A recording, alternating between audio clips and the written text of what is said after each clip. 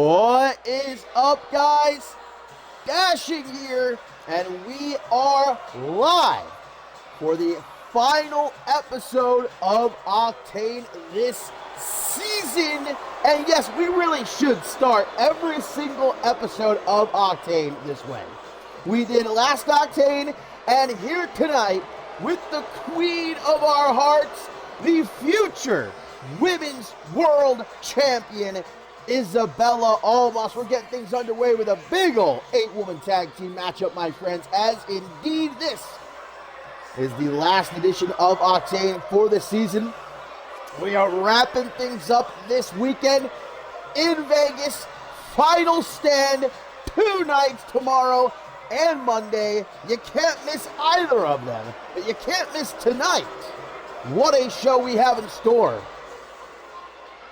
Isabella Almas could just be 24 hours away from at last being Women's World Champion once again. The main event of night 1 for Final Stand will be Isabella Almas challenging Ruby Rattel for the Women's World Championship. And here tonight, it's an 8-woman tag team matchup, and Isabella Almas is going to be teaming up with the new CMV Trios champions, Pats LaFaves, in the building. Indeed, if you missed the last episode of Octane, Sarah Miller, Vanessa Morgan, and Delilah Sin knocking off Chloe Marks, Ashley Rain, and Jade Devine to become the new Trios champions. Will walk into the brand new season with the gold. It's not the first time that Isabella Almas has teamed up with Pats LaFaves. They've proven to be quite the force to be reckoned with in the past. The team of Ashley Rain and the Uncut Gems most certainly going to have their work cut out for them, but Sarah Miller is keen on ending the season by defeating Ashley Rain one more time. Talk about kryptonite. I mean, just over the last few weeks, Sarah Miller has defeated Ashley Rain again and again, but that goes for this entire season pretty much every time they faced off. The powerhouse Pixie has emerged victorious. Can Rain finally, this is her last chance for the season to get one over Sarah Miller. Can she do it with the help of the Uncut Gems?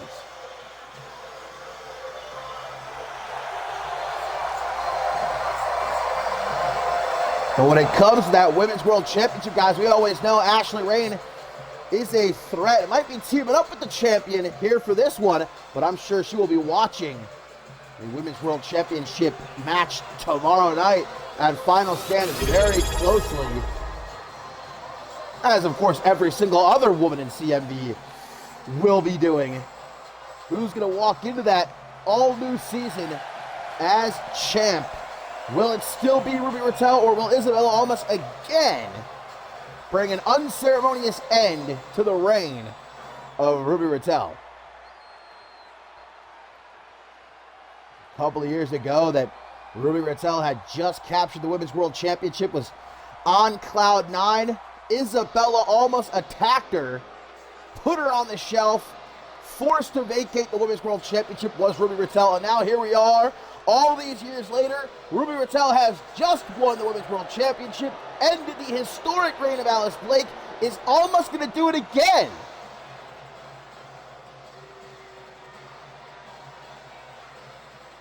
Ruby Rattel's got the support of her gals, Sapphire Stevenson and Alexia Diamond, who will all the support in the world be enough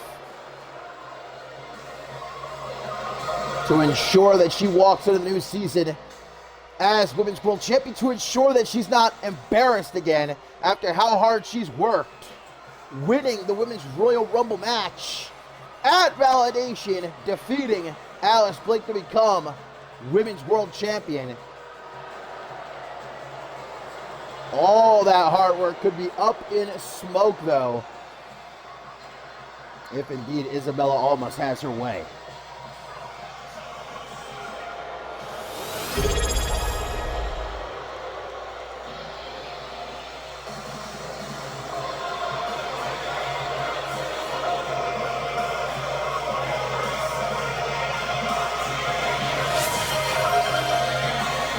But tonight, it's tag team action, and we see that Isabella Almas will get things started against Ashley Rain. There's obviously a very long history between the Arsenal of Tailcoat Val and Ashley Rain. Dates all the way back to the OG NGW. Isabella Almas, ever since her return, seems to be her own woman. I mean, we haven't really heard, she certainly hasn't spoken to Val at all. We haven't heard any whispers, from the shadows of Val. She's not been seen in, gosh, over a year or so at this point. I, for one, nobody tell her, if you know where she is, don't tell her I say this, but I, for one, hope she stays gone. Oh, spiked! Not a great start for Almas here in this 8-woman tag team matchup. I mean, you can't deny how impressive Almas has been over these last few months since she came back to CMV. She won the 6-pack challenge at Attack on Australia, came up short against Alice Blake, but then won the Elimination Chamber match at Bloodsport. She's got another shot, a chance to end the season as Women's World Champion. Remember that Isabella Almas, her first reign as Women's World Champion, kind of ended unceremoniously. She lost it in a Royal Rumble match, so she wasn't even pinned, was not submitted.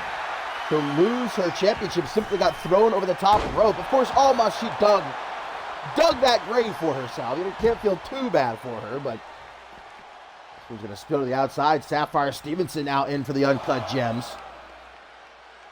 Going to line up Sarah Miller here, knee upside the head into a hangman's neckbreaker. Indeed, what a show we have, my friends, here for the final octane of the season, our main event. Woo! Looking forward to that. Bob Luger is back on Octane, and he's going one-on-one with Mr. No Days Off, Troy Colt, before we get that all-star triple threat match at Final Stand. And looking at the Final Stand card, to say that that's the match I'm most looking forward to is something. Man, there's so many great matches. Oh my God, Delilah Citizen, and immediately a gorgeous moonsault into the pin. This one could maybe be over just like that, but Reigns going to make sure That does not happen. Breaks up that pin, but guys, also Shea Hoxton is here. This is his final Octane, not just of the season, but ever. As he will go one-on-one with the Bloody Brick Chris Andrews before his amazing career reaches its end. The Gamblers' final bet in Las Vegas. It's going to be Cam Harris, Shea Hoxton. 2 out of 3 falls. Anything goes in the main event. Big old famouser there. Now a tag to Alexia Diamond. I think Delilah Sin might be bleeding after that, which is not a good sign. Yes, indeed, from her nose it looks like. Even more so. Trouble breathing, but how about Delilah Sin, who's only been in CMV a little over a month and is already a champion? But that's what associating with Pat's LaFaves gets you. Into the pin, but a kick out at 1. And immediately pops it up, though, and get her into the corner. Bad part of town to be and punched the back of the head there by the Women's World Champion, Ruby Rattel, helping Alexia Diamond out. As round and round we go for this airplane spin.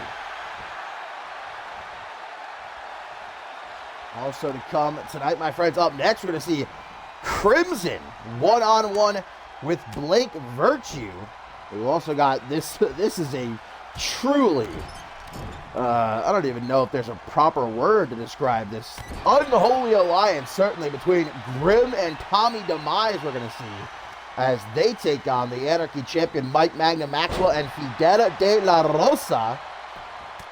Certainly De La Rosa, the biggest weekend of his career, as he will challenge Schmidt at Final Stand for the CMV Championship, but could be the biggest weekend of Tommy Demise's his hair's career, because of course at Final Stand he will challenge Mike Magna Maxwell for the Anarchy Championship, but if he loses, he has to shave bald. You know, last night we see Demise with that long, luscious hair, his pin attempt by almost out that big slam, but broken up by Alexia Diamond. Can Rain try to make the tag here to the Women's World Champion? Almost is looking to cut her off, though, coming out of the corner with a big boot attempt. But Rain knows her too well, nicely dodged. Oh, man, full steam ahead. Clothesline, he's going to go around the world. Gianna Natale style. Woo! Beautifully done by the small but mighty one. Follows up with a drop kick to the shoulder. Will make the tag, maybe? Yes, to Alexia Diamond. You're seeing the blood pour out of Delilah Sin's nose over there. Oh, man, leg drop by Diamond. Vanessa Morgan's yet to be tagged, and I feel like Pat's LaFaves are kind of saving her.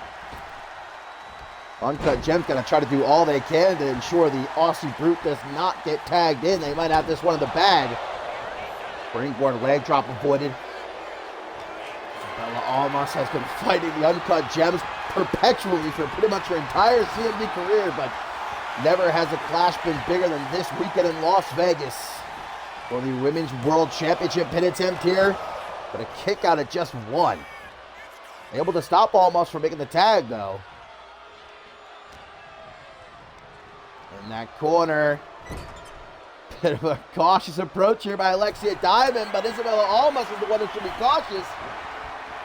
Vintage Gems here, double knee face breaker. Almas is down and perhaps for the count, but not if Sarah Miller has anything to say about it. Broken up at 2. In the absence of Alice Blake, Pat's LaFaves have not diminished in any sort of way. In fact, it almost seems like they've picked things up. Becoming the Trios champions when Alice Blake returns from vacation, I'm sure she's going to be very happy.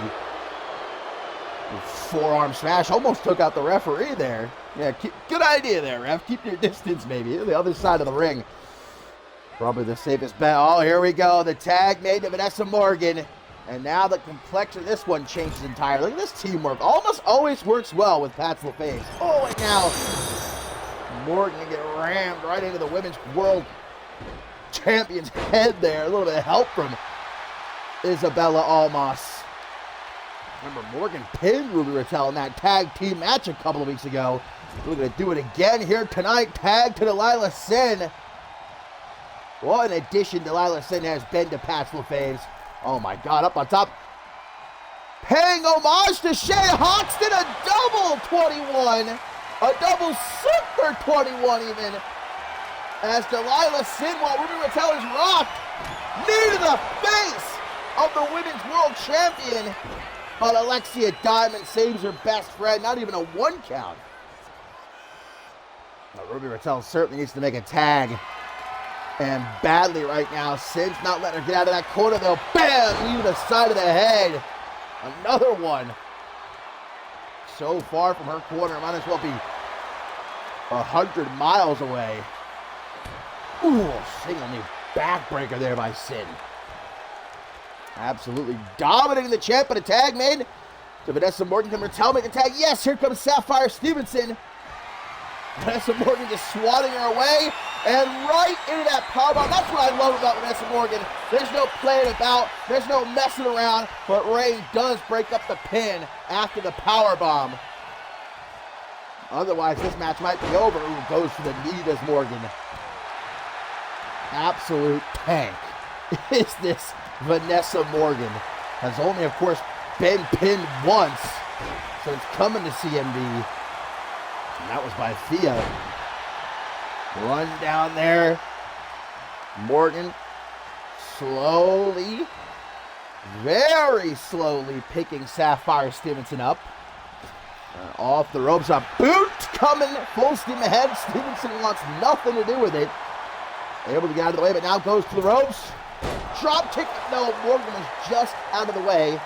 Couple more inches that would have connected, but there you go. Use your speed, but man, the drop kick does nothing. Whoa, wait a minute. I thought you were going to topple for a second. Another powerbomb? No. A Canadian backbreaker, though. Or sort of a more gory special. Countered into an arm drag. You see that did a lot of damage to the back of Sapphire Stevenson, though. Trapped in a submission like that for even a couple of seconds is gonna do some serious damage. Get her out of the corner. No, wait a minute. Got her in the head scissors, face first, into that metal turnbuckle. Isabella almost tries to take a cheap shot. As we get the tag now. Double tag. In comes Almas. In comes Diamond. Almost immediately going for a big clothesline, but Alexia Diamond's quick with a kick to the midsection. No, back body drop. Almost landed right on top of Vanessa Morgan. Tries for the clothesline again. There's the looping palm strike. That is vintage Alexia Diamond. I think I saw a couple of teeth go flying out right there. Go for the pinner, maybe looking for the LaBelle lock. And I think she is. Center of the ring, LaBelle lock has been cinched in, but Delilah Sin, easy peasy lemon squeezy, not only breaks the pin, but that knee to the face of Diamond. Watch out, the ref's going to admonish her. Gotta be careful not to get Pat LaFame's disqualified here. Now we're at a bit of a stalemate. Isabella almost starting to get to her feet. While Diamond's down on the outside now, almost going to tag Morgan back in. Hell of a way to kick off the final Octane of the season. Vanessa Morgan's not going to sit around, though. Going to keep herself busy. Diamond might not be getting back up, though. Oh, God, the women's world champion getting her face smashed. This is keeping Morgan distracted. Diamond's back in the ring. Oh, nice camera angle right there. Tag to Ashley Rain. Morgan has no idea. She thinks Alexia Diamond is still legal. Wasteland to Diamond, but Rain out of the corner with a DDT. Incredibly done there by Rain. As we get a step up senton across the back now by the Hall of Famer into the pin. What? Not even a 1 count. Not even a 1 count. Ruby Raquel's going to get out of there. So does Alexia Diamond before they get disqualified. Single knee to the face. Cracking the jaw of the Aussie Brute. But it's Isabella almost the count of 2 breaking that one up. Morgan's out of there. Rain, though, is in pursuit. She's got to be careful. Well, guys, of all the things to look forward to here tonight on Octane, I know that the vast majority of you are, of course, you can't wait to see me get back into the ring. Oh, yeah, for the first time since Ascendance 13, baby. It's your boy and Big T-Dog, Big T Jones, Gonna be teaching that brat Jack Taylor a lesson. That's still to come too. I'm already in my gear here. I'm ready to go at the drop of a hat, but we just got some action before we get to the main event. The real main event. Oh no, tag is made to Isabella Almas. They're gonna do it again. Yes, it's Shay Hoxton Appreciation Night. A Super 21 from off the top. The ref's gotta try to take control of this match, man. Big boot out of the corner. And tags Morgan right back in. Particularly Vanessa Morgan and Isabella Almas are working really well together. Oh boy. Huge choke slam. And into the pin. 1, 2, but Sapphire, wow. 2.999. Rain was nearly dead meat. Well, she still might be. Vanessa Morgan has got the small but mighty one trapped with over to go. But wait, Rain coming back to life. Got to make a tag. But no, not backing down. And that's a mistake, though. Big Enzu lariat. Disgusting. Make that tag, though. Morgan, you fool. Gonna let Rain make the tag. In comes Alexia Diamond. Morgan wants a piece.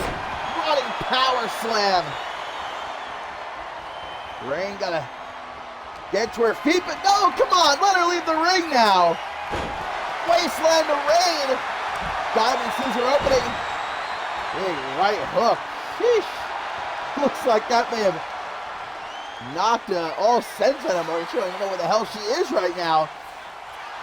But she does manage to make a tag to Sarah Miller. The powerhouse Pixie now in. Going right up the Diamond. I think a Pixie Plex. Well scouted there. Morgan ain't going anywhere.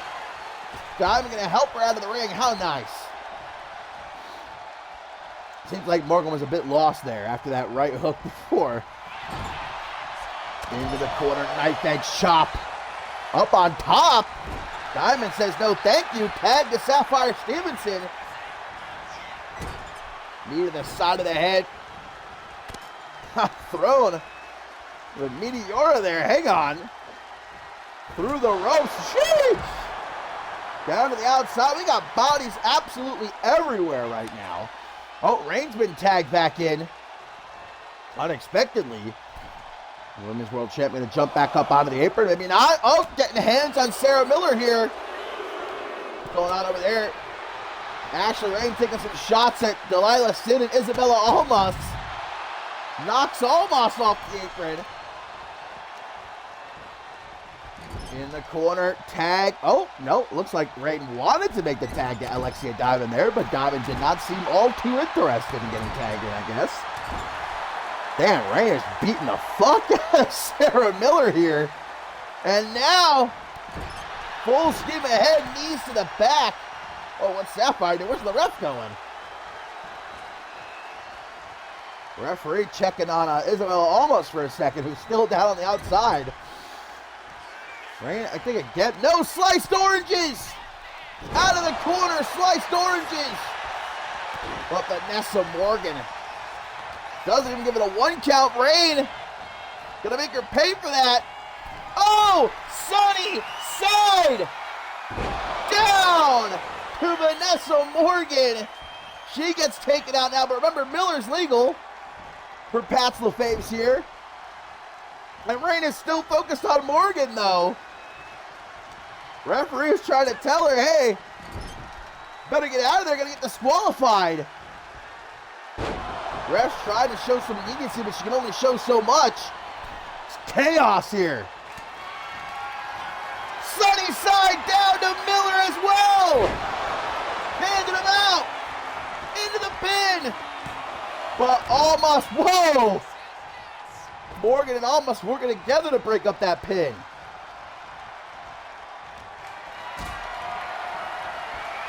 Sarah, though, may have gotten saved. She is still loopy after that Sunny side down. Now a powerbomb middle of the ring.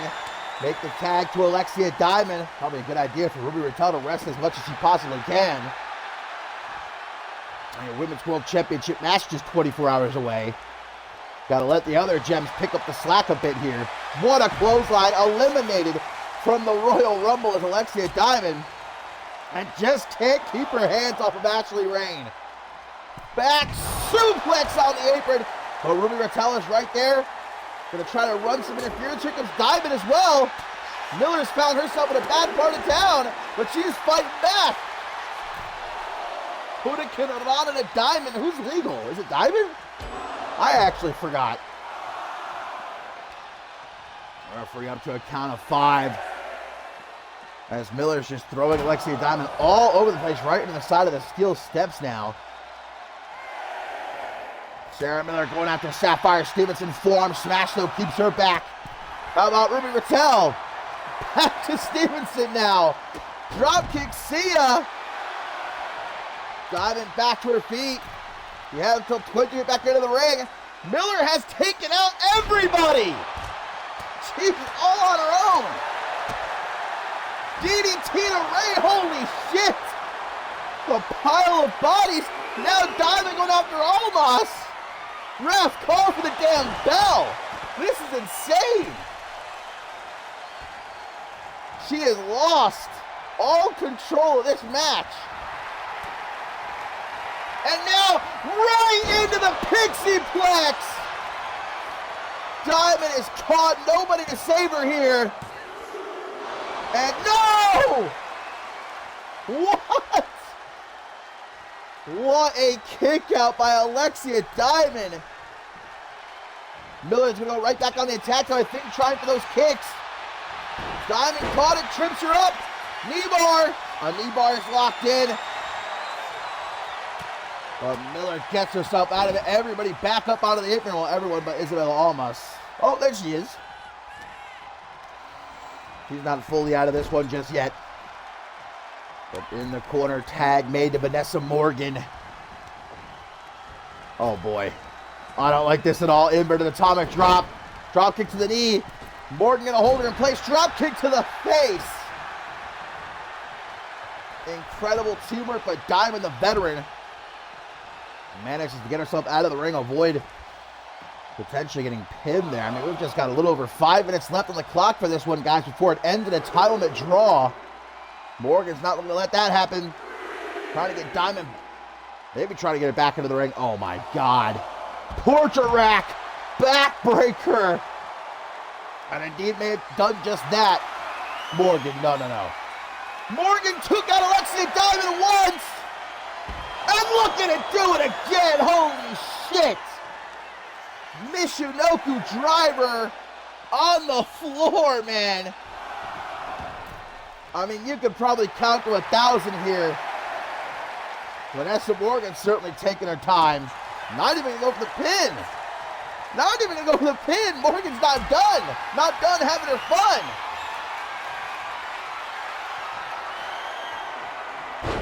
Sit out powerbomb. Still not done. Tag. Ruby Raquel is in. But the Women's World Champion immediately gonna eat that powerbomb. Rain though. Saving her. Morgan has continually dropped the ball in this match, I must say. Gonna do it again. Well, Diamond's not legal anymore. Ruby Raquel is. Crucifix pin. The steal. Almost. Very close, but no cigar. As now Ruby Raquel with a Russian leg sweep, gorgeous, floats over into some big punches to the jaw. Oh, look at the power of our Women's World Champion. God damn. Hoisted up Vanessa Morgan like that. We're in deep waters. There's 3.5 minutes left for one of these teams to pick up a definitive victory heading into final stand. Raquel gonna try to do just that, just like she did to Alice Blake. Stomp! Into the pin. 1, 2. Well, Morgan kicks out. Even Sarah Miller got a bit worried there, though. Even she wasn't so sure Morgan would kick out of that. What a combination. Morgan is thoroughly rocked right now. They're not going to find any refuge against the ropes like this. Trying to tear off that arm. Going to go to the apron. Morgan appears to be sleeping on her feet. Ruby Raquel deciding against whatever she was thinking about there. Again, Vanessa Morgan has her back against the ropes. Oh, Raquel, super kick! What is she looking for out on the apron? I think everybody's in the way, though, is the problem. And now Morgan has snapped back to reality, going to yeet Ruby Raquel before tagging in Isabella Almas. And here we go, a preview of tomorrow night's main event at Final Stand. Isabella Almas going to show Ruby Raquel exactly what's coming her way. Slingshot leg drop to the back of the head. Same problem Raquel was having. Nobody wants to move. Instead, going to tag in Delilah Sink, and she potentially tied things up here. Whoa, she went for the spear, but Raquel wasn't even back to her feet yet. And a discus forearm smash, a bit presumptuous there. Delilah Sink. A bit premature. German suplex connects Raquel. Thinking about tagging in Rain. Maybe not. Says what's up to Isabella Almas before dropping a leg on Delilah Sin there. Just over a minute left. Can Raquel grab the dub with the uncut gem somersault cutter? But Almas is there to make sure it does not happen. Ruby Raquel with laser focus though. Going for the sunny side down. Delilah Sin counters. Breaking neck foundation. Okay. Into the corner. Oh, Sarah Miller did not want the tag. Telling Delilah Sin, come on, you can do this. But can she? Less than a minute left. Just going to desperately try for the pin, but Alexia Diamond makes the save. And I think this one's going to unfortunately end in a title draw. You always hate to see such an amazing matchup end in such a way, but neither of these teams wants to suffer an L with Final Stand just 24 hours away. Tiger Bomb Delilah Sin telling the Women's World Champion to stay down, but Raquel never quits. Look at Delilah Sin's face. Makes the tag to Rain. There's still a chance. Oh! Sin! Cacao kick! Peter, what are you doing? Don't focus on Raquel, you fool! Oh my God, gotta make sure there's no rope break. Into the pin, but there's no time left! Oh my God, and that may have been it as well. Can you imagine, dude, if she would have gotten the pin off of that? That would have been an all-time moment. And I think she had Rain beat too, but the time limit expires. This one's gonna end in a draw, but that hopefully won't be the case tomorrow night at Final Stand.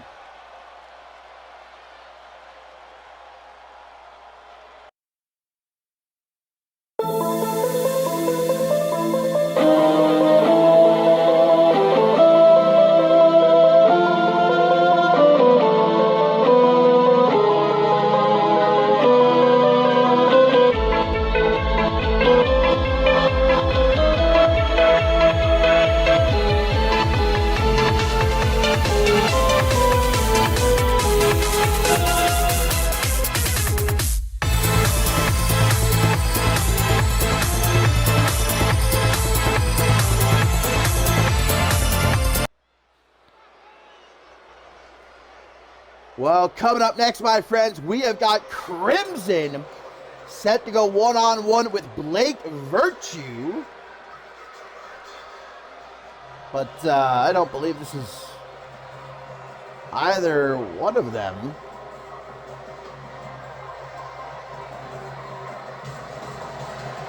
Oh, hang on a second.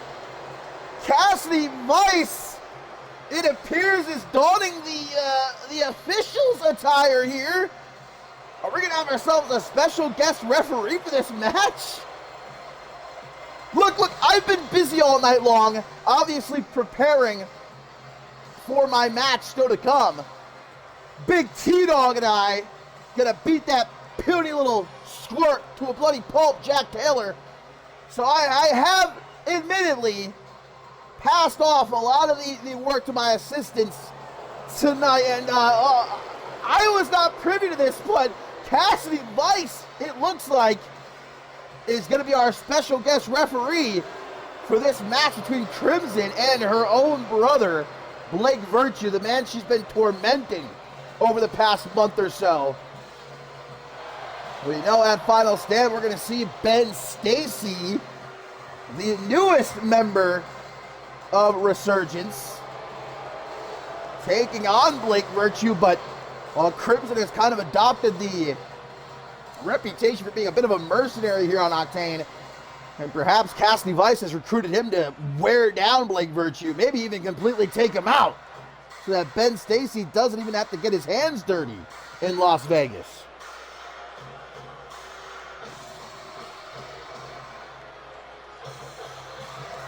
Cassidy Vice better have her referee's license. That's all I have to say on the matter.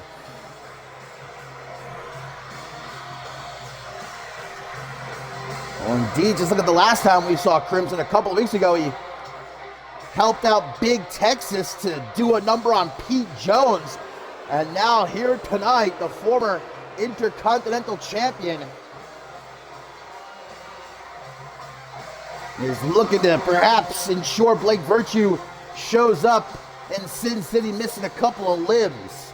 And with Cassidy Vice as the referee, I'm sure she's not going to be biased. If you were a betting man, you might not want to. You might want to not necessarily bet on that, but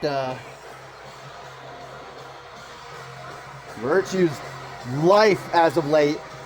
I mean, really, you could say this entire season has maybe been just about the worst for Blake Virtue. Of course, he won the CMV Championship. That's a highlight for his entire career, but otherwise, his two best friends stabbed him in the back, and now more recently his own sister betraying him and bringing back Resurgence. And as I said before, really been making his life a living hell the past month.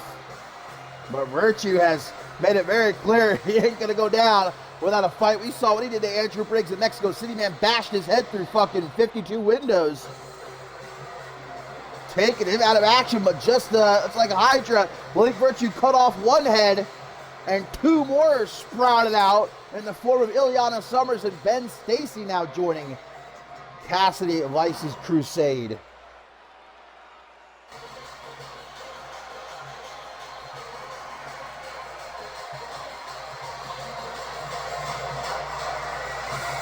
And things don't look like going to get any better for the Best Bout Machine. Most are excited about the prospect of the brand new season, but Blake Virtue, I mean, it would be understandable if this man just went and buried his head in the sand, never wanted to be seen again after everything that's happened to him this past year. But he is still here. He is still standing. He is refusing to back down. And that's going to be the case again here tonight, guys. Still to come. Grim and Tommy Demise might not be a more dastardly duo than them two, taking on the Anarchy champion Mike Magna Maxwell and Fidel De La Rosa. If those two can work together or not. Of course, also our main event is still to come. Bob Luger back on Octane as he will meet Troy Colt one-on-one.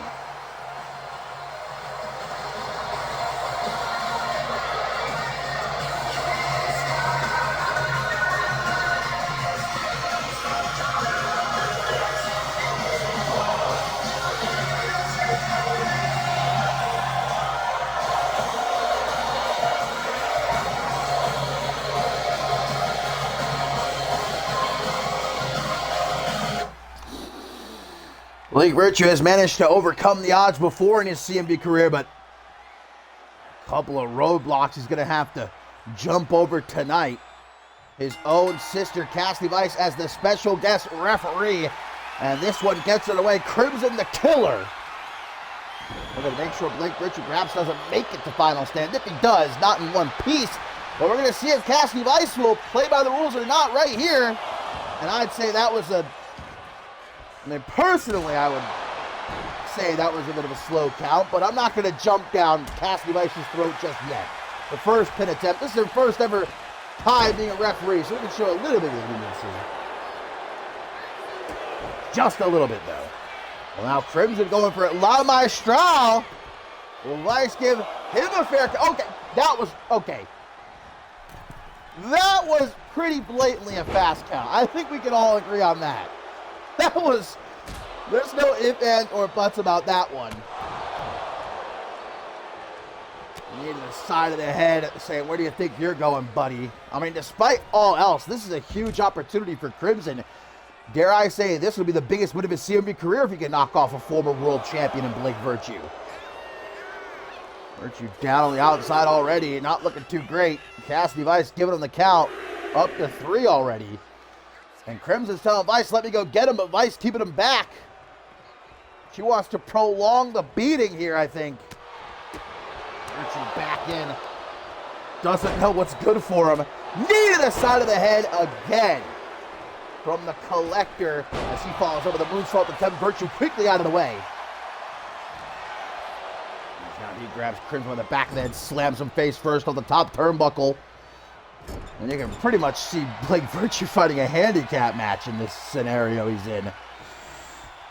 Just like it will be a bit later on. Time to put Jack Taylor to bed once and for all. Me and my boy, my new best friend, Big T-Dog Jones. Gotta make sure that Jack Taylor thinks twice before ever opening his mouth again. I got distracted. Oh my God! Superplex! And doesn't stop there. Into a Hayden Blade Tightly-esque final cut. But just a 1 count. Virtue needs a breather. I'd say he needs a breather from life in general right about now. Like I said before, I really would not blame Virtue if he just walked off. Just never wanted to be seen ever again. Everybody, nearly everybody that he has loved has turned their backs on him this season. I think the only reason Virtue hasn't walked off into the sea is because of Danielle Davis, his fiance. She might be the only thing keeping him grounded in reality. Otherwise, I think Virtue will be long gone by now. But will she even be enough to see him through this tumultuous time? I'm not so sure. Memento Mori. Cassidy Weiss with a premature rope break call there, though.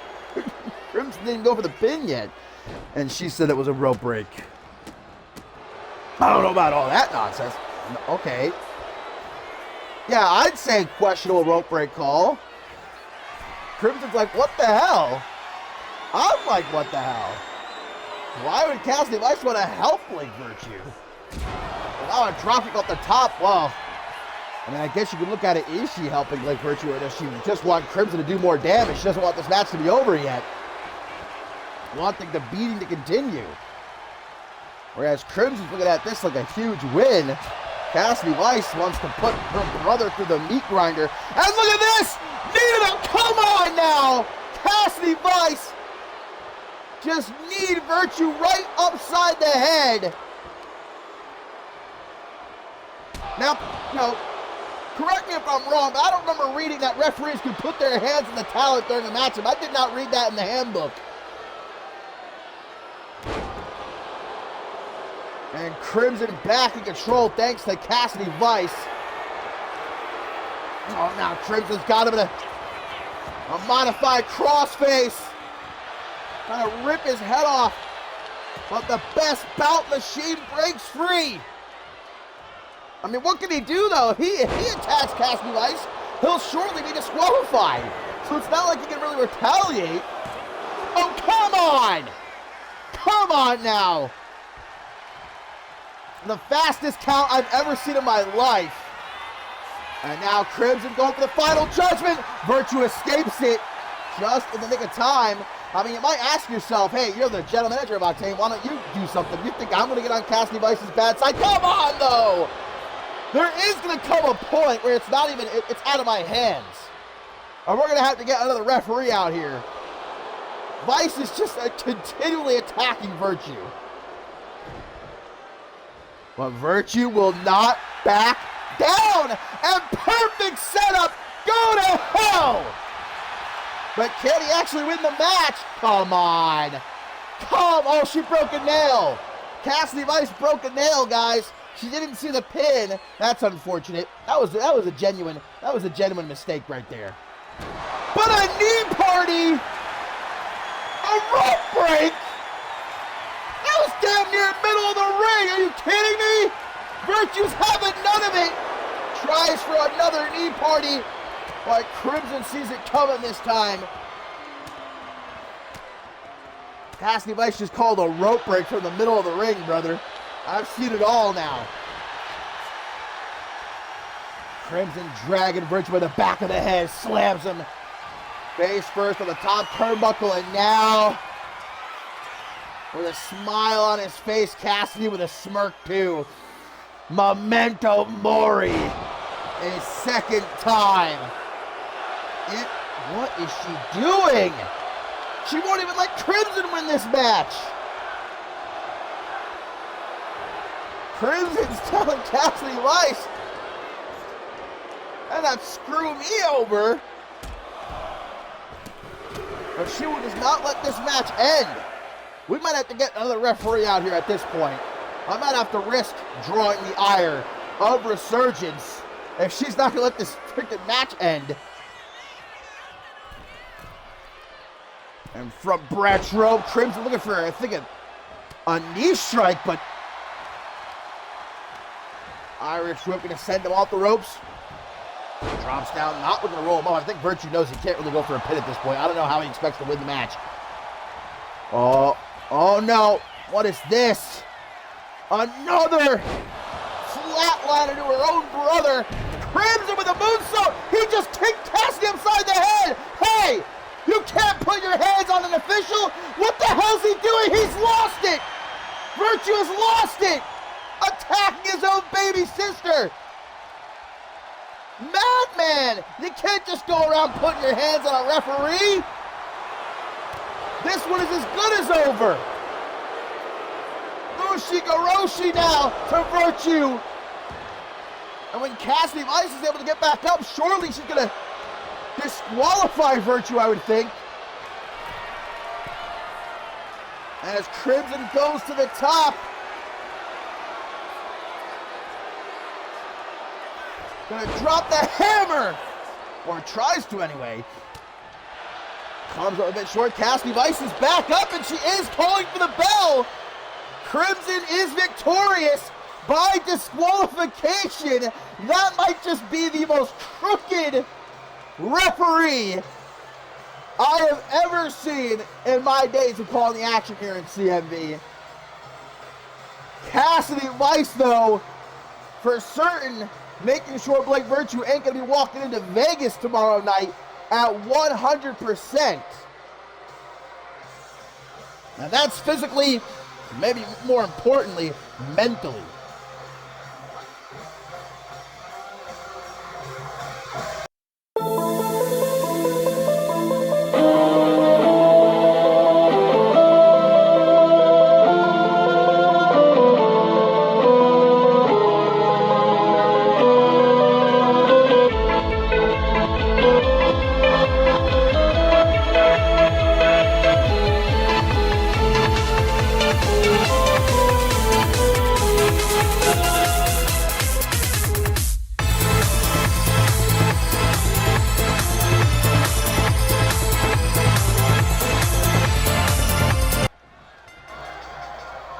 Well, I can only hope there isn't going to be any more surprises in store.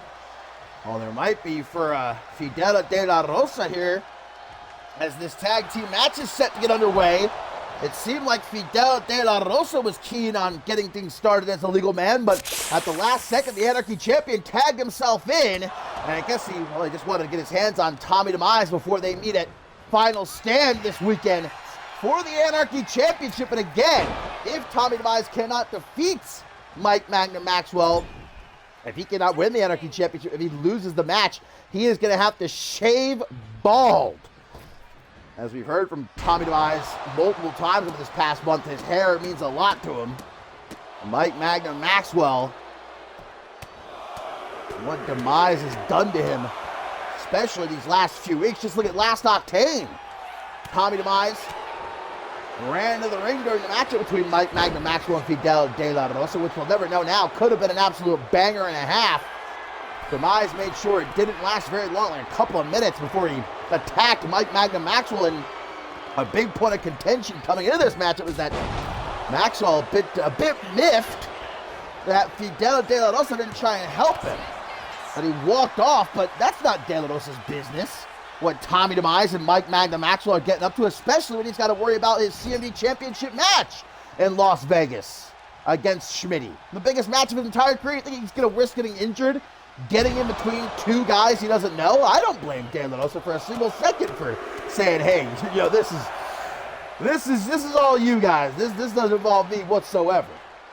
But Mike Magnum Maxwell does not see it that way. He called De La Rosa a coward, called him it's all he does is start trouble. We're talking about that brawl a couple weeks back, but I don't think it was De La Rosa who started that brawl. He did last knock out Maxwell, though, to earn his way into the Elimination Chamber match at Bloodsport, and I think that's the real story here, is that Maxwell a bit salty about that, and we're seeing here that obviously, you know, we already knew they were probably not going to be on the same page, and well, that's obvious now after that cheeky little blind tag Maxwell made right as the match started. And now is he actually going to tag De La Rosa in? It looks like he could use a little bit of help right about now, especially going against this demonic duo of Tommy DeMise and Grimm. Two of the most... Oh, there's the low blow! Hopefully Maxwell's still wearing that cup. That'd be the least of his worries, though, as DeMise goes up to the top rope, delivering elbow right across the chest of our Anarchy champion. Maxwell's got no choice. He needs to make the tag, and he does. Double tag, because in comes Grimm as well. Seeing Grimm do some of the undoubtedly most sick things in the pro wrestling world in general. Attacking people's parents, burning down houses. That's just the cream of the crop when it comes to this sick bastard Grimm, who was in that Elimination Chamber match with De La Rosa at Bloodsport. De La Rosa eliminated 3 of his 5 opponents who earned that CMV Championship match this weekend at Final Stand. His first ever, guys, World Championship opportunity. De La Rosa's been in CMV, gosh, I would just 4 years, maybe even over 4 years at this point in time. And this is his first ever shot at a World Championship. You cannot say he did not earn it. But now the question is, can he really break that glass ceiling? Can he defeat the Game Changer in Las Vegas? Upset one of the greatest of all time to become CMV champion heading into the all-new season. A lot of pressure on the shoulders of De La Rosa. Spotlight is burning bright. Is he going to be able to handle that pressure? That's before he even gets into the ring. And then he gets into the ring and he's staring at the GOAT, many would consider. A future, well, already in the Hall of Fame. I wouldn't be surprised if they put him in a second time. I certainly wouldn't argue against it. A man who returned after many years away to become CMV champion again. Backbreaker by Maxwell. Used to have a long history against one another. In various companies, they've bumped into each other and it's gotten violent. Pretty much every interaction Grimm has, I'd surmise, is violent in nature. But De La Rosa with a Dragon Sleeper attempted again. But Grimm's able to get out of it. And you know De La Rosa certainly wants to keep his momentum at an absolute all-time high heading into his match with Schmitty. Here comes Tommy DeMise, tag back in. Oh, T-bone suplex, I love it. into the pin. Could this be our next Anarchy champion, or the next time we see Tommy Demise, will he be bald, chrome dome? That's certainly going to be a sight to see. Oh, and a paradigm shift. Into the pin. Can Demise take it? But Maxwell hesitated to get in and make the save. He doesn't have to in the end. De La Rosa kicks out Grim. I'll say Tommy Demise and Grim working very well together. Contrary to Mike Magna Maxwell and De La Rosa so far, but a Surasi driver into the pin. Could take it, but Demise makes sure no go. And Schmitty's made it pretty clear with these last couple of weeks, guys, that he is not taking De La Rosa as a very serious threat. De La Rosa looked him in the eyes and said, "You better not underestimate me. I'm telling you, this is my first ever world championship opportunity here in CMV, and I'm not going to let it slip through my fingers." He told Schmitty, "You better be prepared for an absolute war," but Schmitty kind of just shrugged. Might that lead to his downfall? As that had to feel good. Maxwell with a cave-in, hooks the leg, middle of the ring, but a kick out at 2. It seems like Maxwell and De La Rosa have kind of managed to get on the same page, or at least in the same book. They're not arguing at this point. That's a plus. Maxwell keeping up the attack on Grim. I know there have been those in attendance all night long getting dragged out by security after Schmitty, of course, announced that he's enacting some certain rules going forward here on Octane, and if the fans don't adhere to, they will be. It doesn't matter that they paid all this money for their tickets. They will be taken out by security, banned for life. Swinging reverse STO. 1, 2, and almost had it. I heard one of those rules was they are not allowed to cheer for De La Rosa, but I think just about every single fan in attendance right now is up on their feet for De La Rosa, so I don't know if that one can really be enforced all too much. And the tag made. No, it didn't make the tag. Grim has been busted open, though. There's the tag to Tommy Demise. De La Rosa going right after him. Oh, the spear! And into the pin. Maxwell quicker this time getting in to break up the pin. There we go. That's what I like to see. Now, we talked about this on Shockwave last night. And Joey Bacon and Carlos Corvo were teaming up. You don't have to like each other to be a good tag team. So many times. What was that? So many times throughout CMV history. I swear, sometimes Alexa just starts talking to me. They're listening. I think that was Sugar Boy, who might do commentary for the next match. To the outside. Clothesline by Grim. Throw him right back into the ring. A very methodical individual is Grim.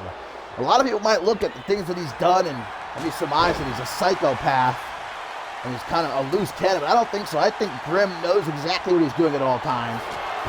I think he likes it. Big kick right between the eyes of De La Rosa, but a kick out at 2.999. De La Rosa to his feet, even shocking Grim, so unable to believe what he was seeing there. Now he might puke up his lunch. Airplane spin to make the tag to Demise. No. De La Rosa got him by the chin. Take his head off. But an escape quick by Grim. De La Rosa needs a tag to Mike Magna Maxwell, but man, he's been isolated and good here by Demise and Grim. A little assistant kick to the gut. This is what working like a well-oiled machine looks like. Oh, now he gets the airplane spin into a TKO. Not to mention, up to the top rope. De La Rosa gonna make the tag. No! Gets stopped. But Demise coming off the top, another elbow. Does not connect, though, with that springboard body splash attempt. Goes up the Brett's rope. Damn, Demise is feeling especially froggy in this matchup. We're going to miss that Meteora. May have just shattered both of his kneecaps. And a reverse DT down center of the ring. Still needs to make that tag to Maxwell, though. Looking at the shape he's in. Oh, and Tommy Demise might have just given him the perfect open door to do so. Tag made. Don't turn around, Tommy. Maxwell with a vengeance. After what Demise did to him last Octane. Left him lie in the middle of the ring. Knocked out Colt. If that happens this weekend at Final Stand, we'll have a new Anarchy champion. But Maxwell instead is going to get out the shears. Get the shaving foam, brother. Mike Magna Maxwell may have been a barber in another life to see those skills on display. Maybe. In Las Vegas, tag into Grim. Long time coming. Maxwell's wanted to get his hands on Grim. But look at the fans. Got a lot of, okay, they're still going. Got a lot of Grim heads in attendance tonight, evidently. These fans, they're bloodthirsty lot, I've always said. They gotta love what Grim does. Punch to the, oh, he's really targeting that midsection. Vertical suplex right in front of De La Rosa. As the tag is now made to Tommy Demise. Maxwell, has Maxwell been busted open? He has. That's never a good sign. Heading into a championship defense in 24 hours time. Something that Demise is certainly going to take note of here. Oh, he got him with the cave-in, his own move. Talk about pouring sugar on an open wound. Sugar? Salt, rather. I'm sure sugar wouldn't feel too great either on an open wound, but... Irish whip into the corner. Maxwell needs some sugar right about now. Get that man a W. Double back body drop. And Maxwell is going to instinctively, I think, try to roll out of the ring, but gets blocked by Demise. Now Grim. Roll him up. No. Not going for the pin, but a schoolboy plex into the pit. Referee slapping Maxwell in the face. Wakes him up. Maxwell, I'd say at this point, is kind of risking further injuring himself. And Grim going to shove his boot right down Maxwell's throat. De La Rosa not going to lift a finger to help out. Just like last Octane. Maybe Maxwell does have a point after all. Hip attack. Maxwell is just an absolute mess. And Demise going to come and feast on the scraps. I got to say again, Tommy Demise and Grim make a hell of a fucking team. How about how well they've worked together in this one? I guess we put two sick fucks together who just enjoy hurting people. What can you expect? Look at Maxwell, desperate. Just tries to do whatever he can, but unfortunately, he might have slipped on some of his own blood there. And now Demise. If we see this happen at Final Stand, Psycho Magnet, we're going to have a new Anarchy champion. 1, 2. Are you kidding me? Not even Tommy Demise can believe it. I don't think De La Rosa can either. Another one! A second Psycho Magnet! And come on, that's gotta do it. What?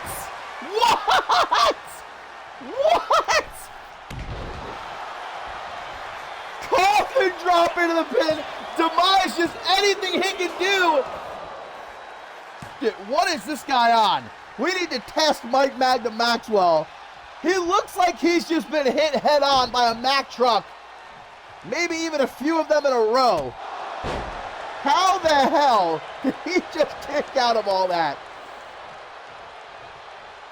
My God, and now Grim's tagged back in. Immediately throws him out of the ring. They might just try to win by count out at this point. If Mike Magna Maxwell can't be pinned, and De La Rosa was trying to stay out of it, I think. But no luck any longer. Back into the ring. Tommy Demise sends Mike Magna Maxwell. I don't think they really had to worry about De La Rosa helping him anyhow, but he's certainly not going to now after Drim took him out there. Off the ropes, Maxwell with a kick! A kick across the chest! There's no way he's actually going to pull this off. There's the modified STF locked in on Grim. But don't forget about Demise. Nobody to stop him from getting in and breaking up that submission.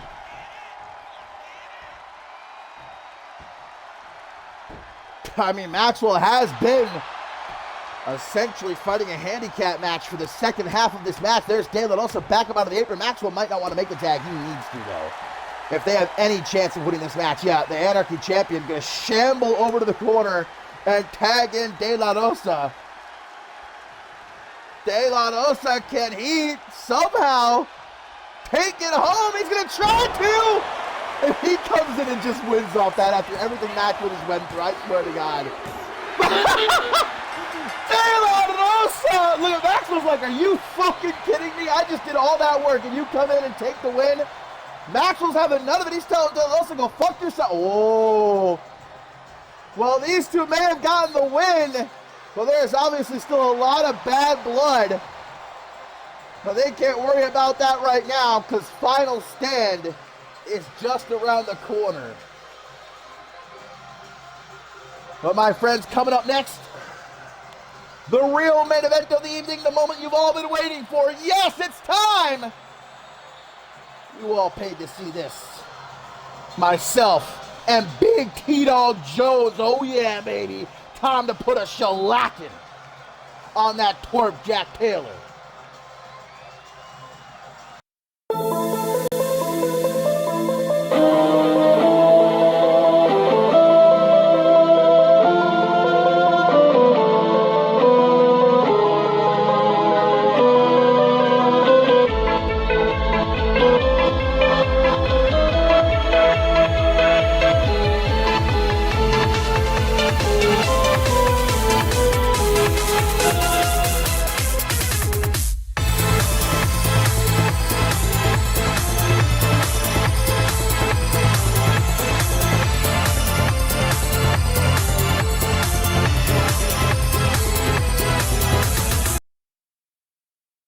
And it is now set for Final Stand, Las Vegas, Nevada. Isabella Almas, Ruby Riddell for the Women's World Championship.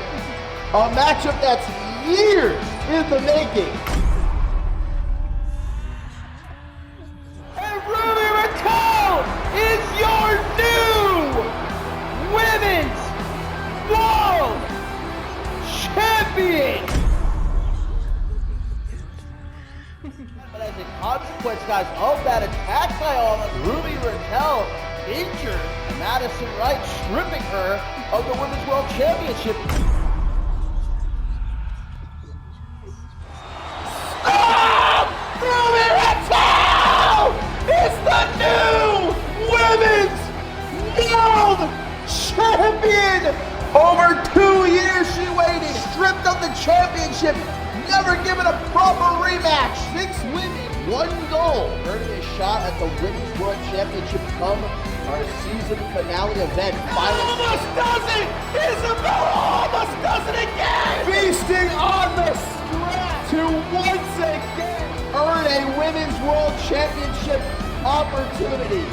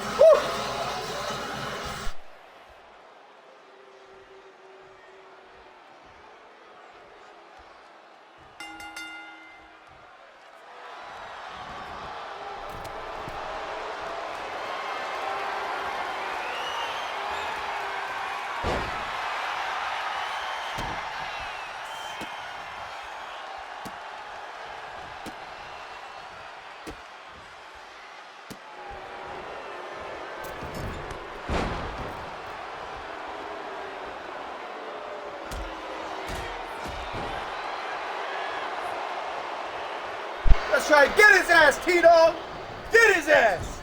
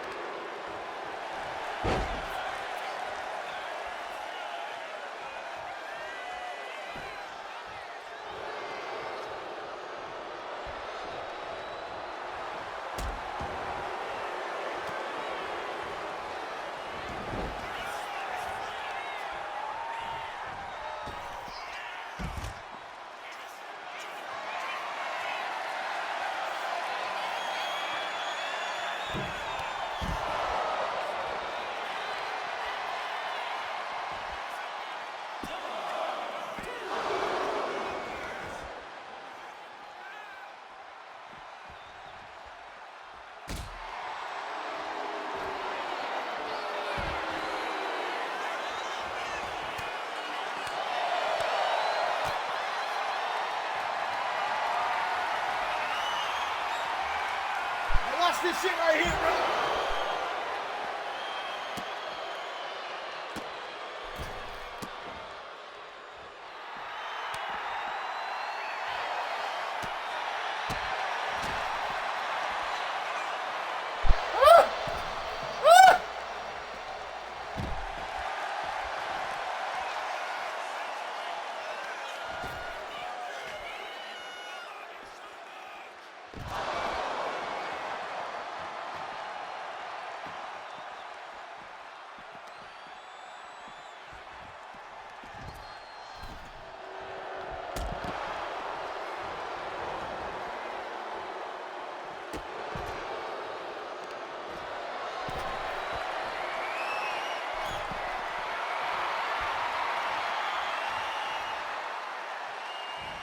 You see this? Who can wrestle better than me?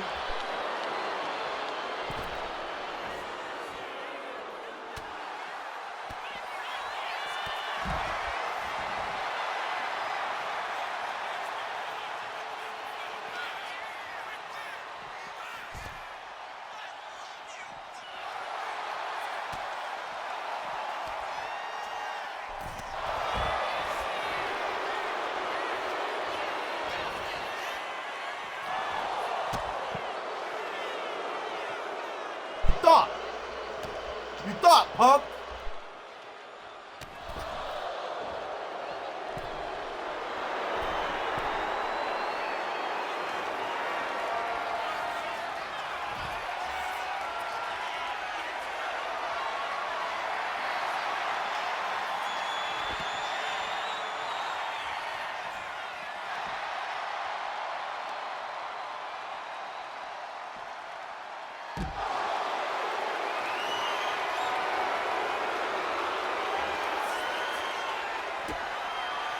Go ballin', T-Dog! Go ballin', T-Dog! Hit him with the three-pointer!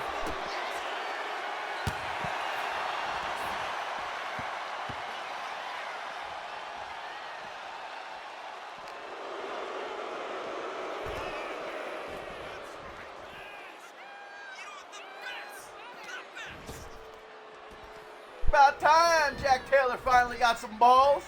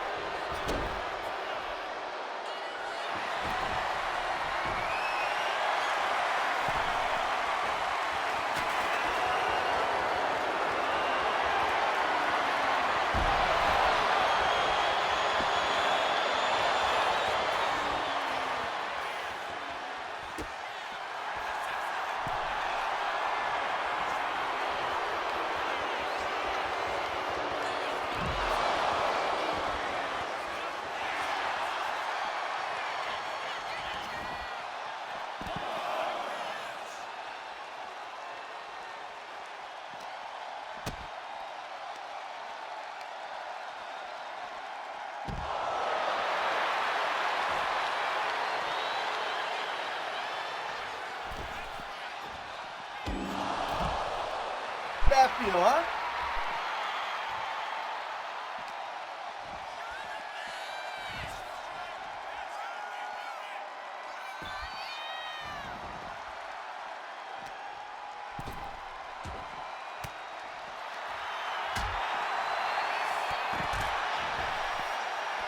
Dog, I need you.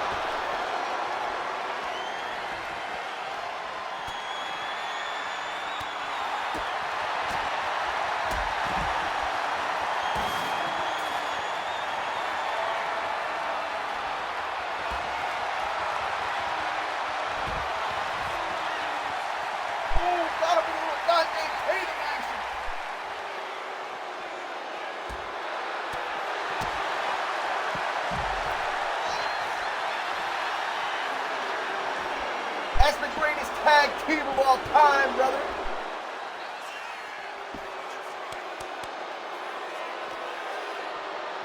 Ah!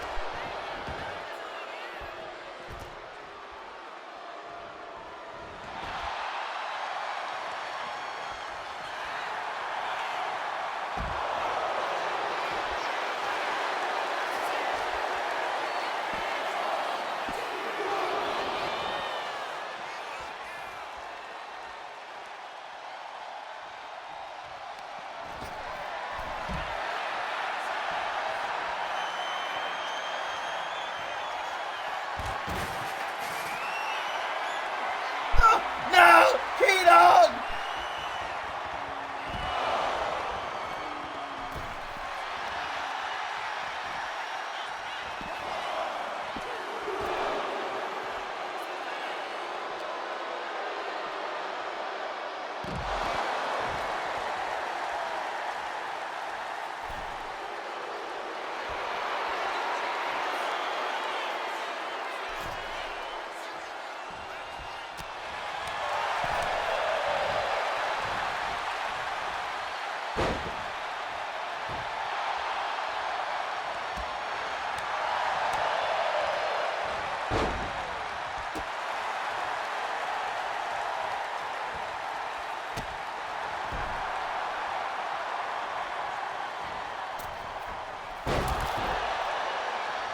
Bad T-Dog.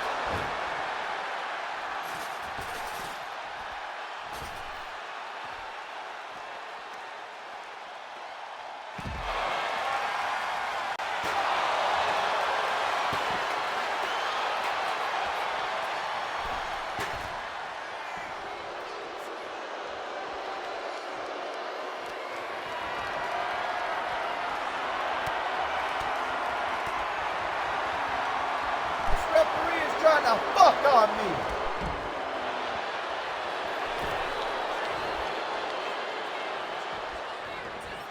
We got a show to get to.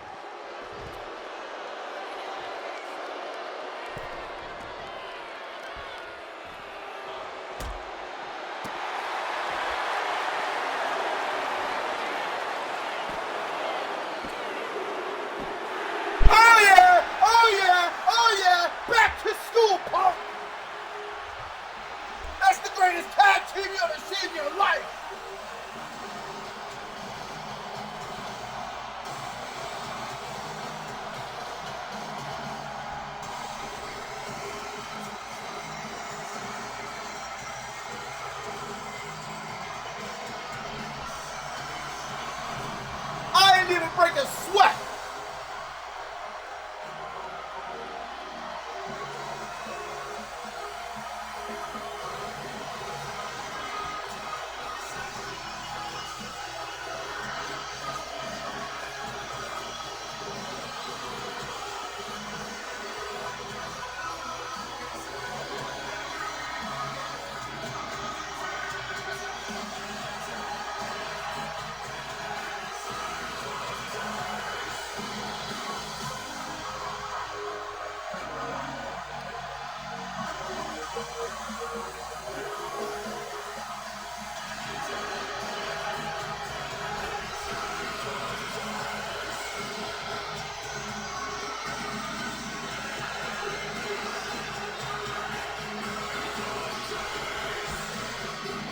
That's my man right there. That's my boy. Big Tito Jones.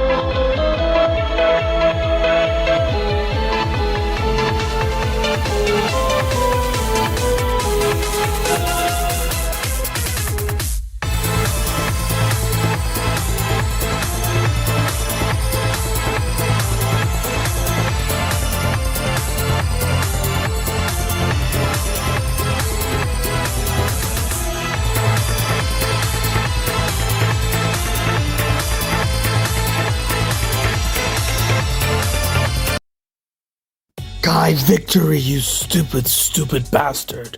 You wanted to use me to make a name for yourself before our 6-person ladder match at Final Stand. Well, fine. Anything it takes to take out the competition, huh? But here's your mistake. You didn't finish the job. Now, I didn't want to have to do this. But looks like I'm gonna have to make a quick trip to Steelport. I need to talk to my old friend, Eddie.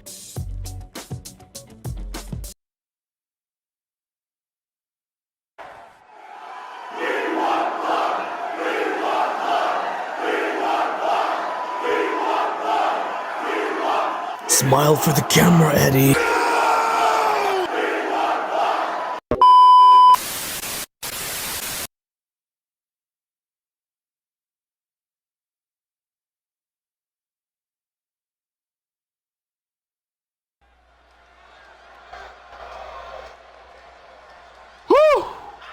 I'll tell you what, T-Dog, there's a bottle of champagne with our names on it later on tonight, baby. What a win. That was exhilarating. Oh, and if it could not get any better, baby, it's Shay Hoxton time. Oh, man, look, you're welcome, ladies and gentlemen. We no longer have to deal with that whining little twerp here on Octane. He can take that shit out of Valentine on Shockwave if the GOAT will even think of having him in the new season, but I didn't even sweat in that match. There's not a bead of sweat that you can find on my body. Wipe the floor with that kid. And like I said, hopefully now next time, he'll think before he opens his mouth. He'll learn to respect his betters. But now I settle back behind my beautiful commentary desk because we still got a whole hell of a lot more to look forward to here tonight on the last Octane of the season, my friends, including Shay Hoxton's final Octane match. The Gambler set to go one-on-one with the Bloody Brit Chris Andrews. And it was once upon a time that actually myself and Shay Hoxton faced Chris Andrews in a handicap match. I mean, I shouldn't bring that up. I don't want Chris Andrews hearing that.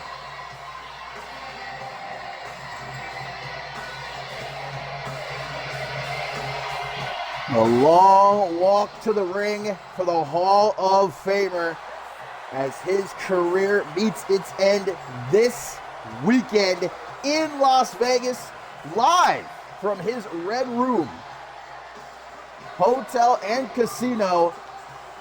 Will of course face Intercontinental Champion Cam Harris in a 2 out of 3 falls match. Anything goes, our main event. What a way to end the season. You could not dream of a bigger way, a better way to bring an end to what, in my opinion, might just be the greatest season in CMV history. But unfortunately, the all-new one just around the corner is going to be Shay Hoxtonless. It's time for him to take off the boots and sail off into the sunset. Well-deserved, but he's not done just yet.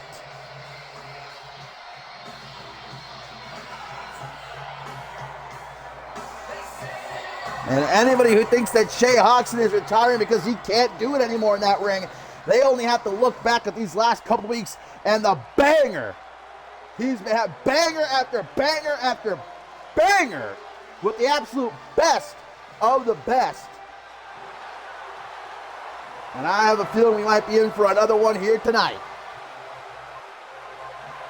Chris Andrews is back. He wasn't going to miss the end of the season, and he definitely wasn't going to miss the chance to potentially flip off Shay Hoxton just one last time. We've not seen Chris Andrews in about a month or so.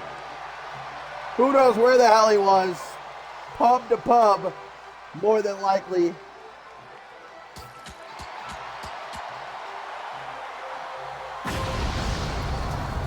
But my friends, still to come here tonight, our main event is one you cannot miss, as Bob Luger makes his return to action on Octane, taking on Troy Colt. Of course, before the two of them mix it up with Aaron Stone in an all-star triple threat match at Final Stand.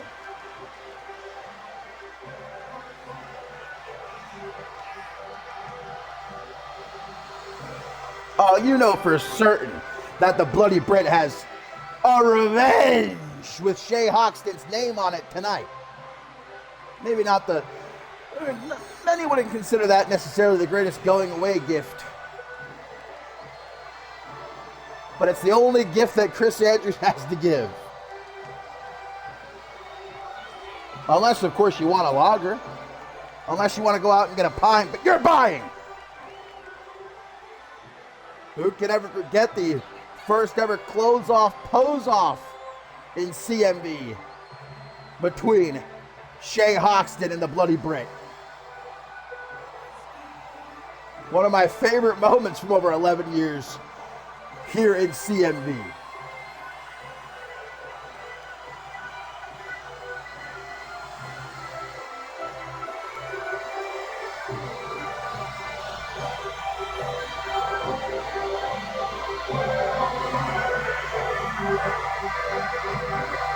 Someone make sure to pick up that basketball, by the way. I got to get T-Dog Jones to sign it, man. That's going to go for a fortune on eBay with Jack Taylor's blood all over it. You kidding me? I might not even, so I might put that in a trophy case, man, put it right in my living room.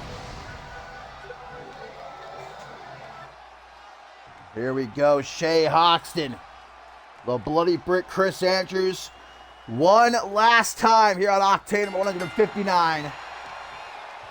As we had that very intense stare down between Cam Harris and Shea Hoxton last night on Shockwave after another great matchup Shea Hoxton had with Hunter Quinn.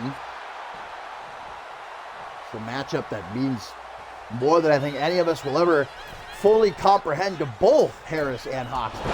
Remember, Cam Harris was handpicked by Shea Hoxton to be his final opponent.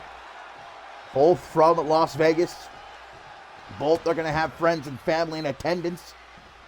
Well, I don't know if Shea Hoxton necessarily has any friends, but come to think of it, I don't even know if he has any family that would necessarily bother to come all the way out to Nevada. This is a man who doesn't have all too many loved ones in this world. Maybe one of the only ones, of course, is somewhere lost in Mexico right now. Andrew Slake's just wandering the streets, last we heard. But a DDT there by Chris Andrews.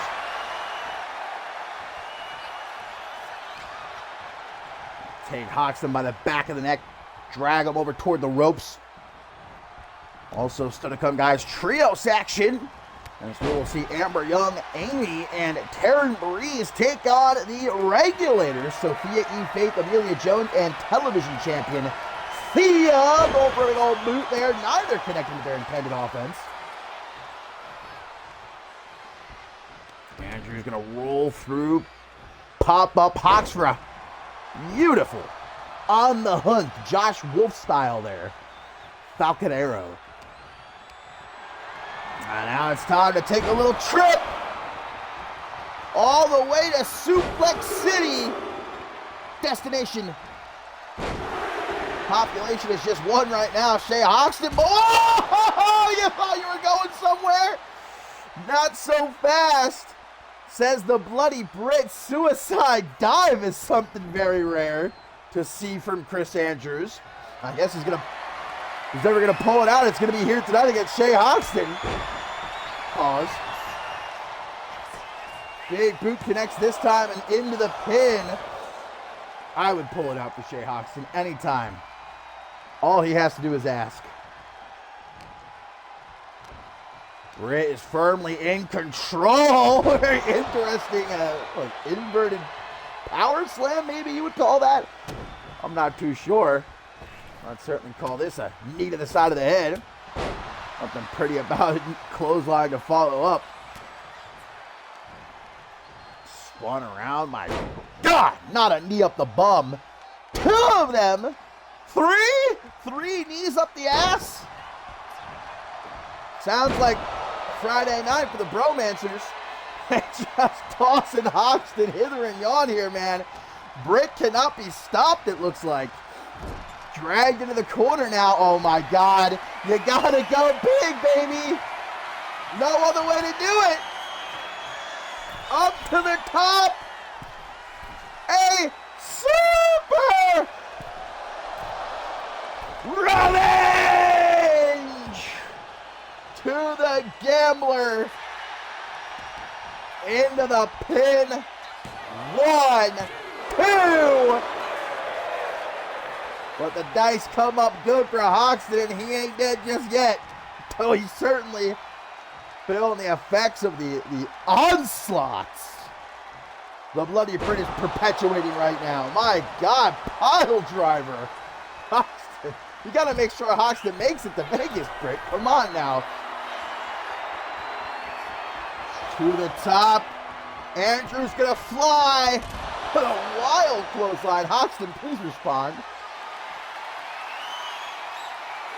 Deadlift, running power slam on the floor. This has very quickly become entirely one-sided, but although slipping into the deep end, not fully going under just yet. Hawks up on the top as Britt gets back into the ring. And a Cam Harris special of all things. If that wins in the match, that would be something. Whoa, just a one count though. Certainly a shot at our Intercontinental Champion there. Big punches to Hoxton. Not letting him keep in the driver's seat for long, but a headbutt there. Sneaky, sneaky. It's right back up. Headbutting Chris Andrews. It's got to be like headbutting a brick wall. I'm not too sure why you would ever do it. Another pile driver. Hoxton may as well go headbutt a brick wall because his brains are about to be on the canvas in about a second. By the way things are going. Out on the apron. Oh, the hardest part of the ring. Bateman, where are you? God! The back of Hawks getting dropped forward right there. Now a deadlift power bomb. Britt is not holding anything back, man. And I don't think Hoxton would want him to. This is going to be the last time they meet one-on-one in any capacity. Even if it's a good and proper ass kicking like he's on the receiving end of right now, then so be it. Oh my God! Hoxton with a huge sit-out powerbomb. Britt just gets right back up. And back into the ring, though. Last thing Hawks wants is just ending in a count-out. Able to lift up Britt, gets in the middle of the ring. Single knee backbreaker and another as he just chucks him off to the side now, and it ain't no thing but a chicken wing. Just kicking Andrews right in the face. I mean, hey, he can't get any uglier. Don't tell him I said that. Back to his feet. Hoxton going off the ropes with a DDT. Luger things.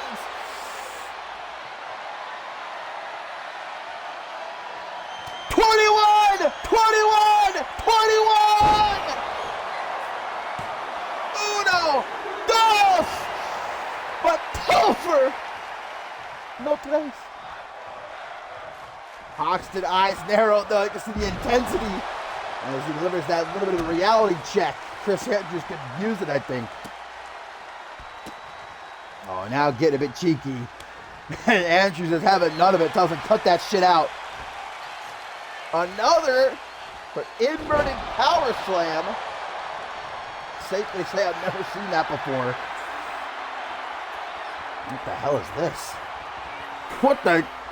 Chris Andrews, what is he doing in this match? He's doing things I've never seen him ever do before. A dragon sleeper, a very overcomplicated dragon sleeper. Hoxton dragging himself into the corner. I'm not sure what to think after that. Oh no, not again. Other side of the ring. Well, if one ain't good enough, a second super revenge. And surely you can count to 1,000. 1, 2. Britt looking at the ref.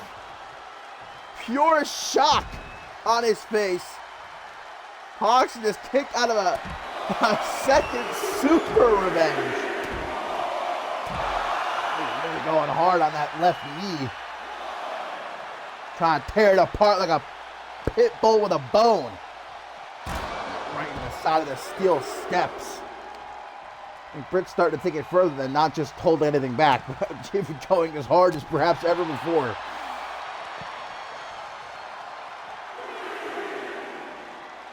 Pulled up to his feet, and again slammed into the side of the steel steps. Now, why would you want to face Chris Andrews? What the fuck? What? Cliffhanger! That amazing! Just tossing Hoxton around like a flapjack. Hoxton didn't know he was getting on an amusement park ride there. Holy shit. Thrown back into the ring now. Andrews probably hasn't won, but I don't think he's finished quite yet. But Hoxton isn't either. Stalls the suplex. Choke slam! Up and down. And into the pin. 1, 2. Desperate shot set out by Hoxton there, and his desperation does not pay off. Oh my God, the perfect setup, but Britt knows who's gonna go for it. He knows him too damn well. There's no way he's gonna hit this again. I thought he was gonna put Hox up on the top for a third super revenge. And look at Hoxton. About as bruised as a week-old avocado right now, but he is still able to kick out. Britt's starting to get a bit exhausted beating all this ass. Kick him in the shin. If all else fails, kick him in the shin. Fox is going to take Britt into the corner. Hang on a second. No, he tries again, but Andrews running! One last time. Uno, dos, tres. Chris Andrews topples the gambler.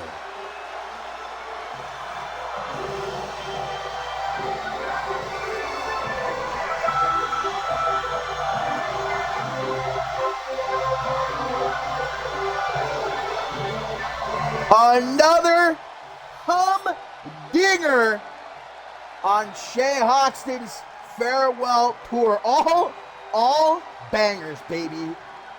All hits, no skips. And I got a feeling that final stand is going to be no different. But what a clash this was.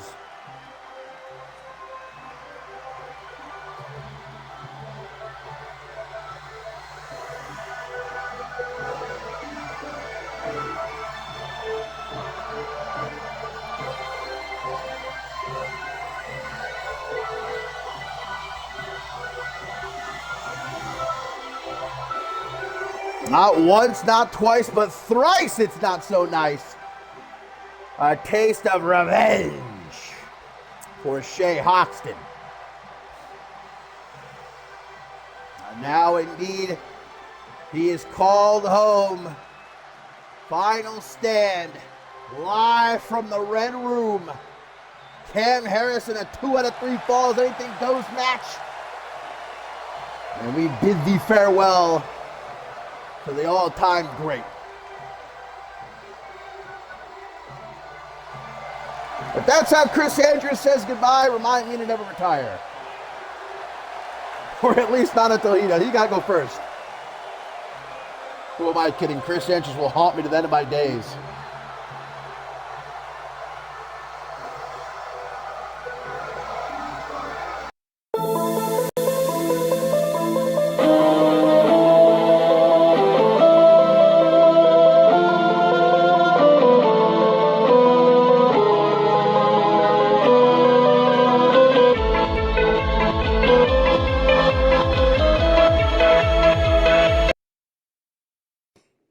So, apparently Mikey Boy has a pretty shit memory. Because if you go back and watch the tape of that brawl, I was never knocked out. Not by Mike, not by Fidel, not by anyone. I was still standing. Now, Mike, I have no interest in your title, but you seem to think it makes you someone important. You seem to think that it means that you matter. So what then will become of you when you don't have it anymore? You can talk tough, Maxwell, but there's the reason you've never fought me in a hardcore match, and it is because you know exactly how that would go. But, nonetheless, you throw out this challenge, because it's the only way that you can save face. The only way to prevent the world from seeing you as the punk-ass bitch that you are. And then, you introduce this submission-only stipulation to try and give yourself a chance, so that when the time comes around, you can come out and put on a brave face and give a good performance, so you can at least say that you tried. Of course, I saw right through that. I can smell bullshit from a mile away, and I think you're full of it. And I want to see if I'm right. I want to see what you look like when your spirit gives out and the light of hope leaves your eyes. I want to know what your blood tastes like. I may not be your idea of a great professional wrestler, but I've been around the block long enough to know the difference between real tough guys and phonies like you.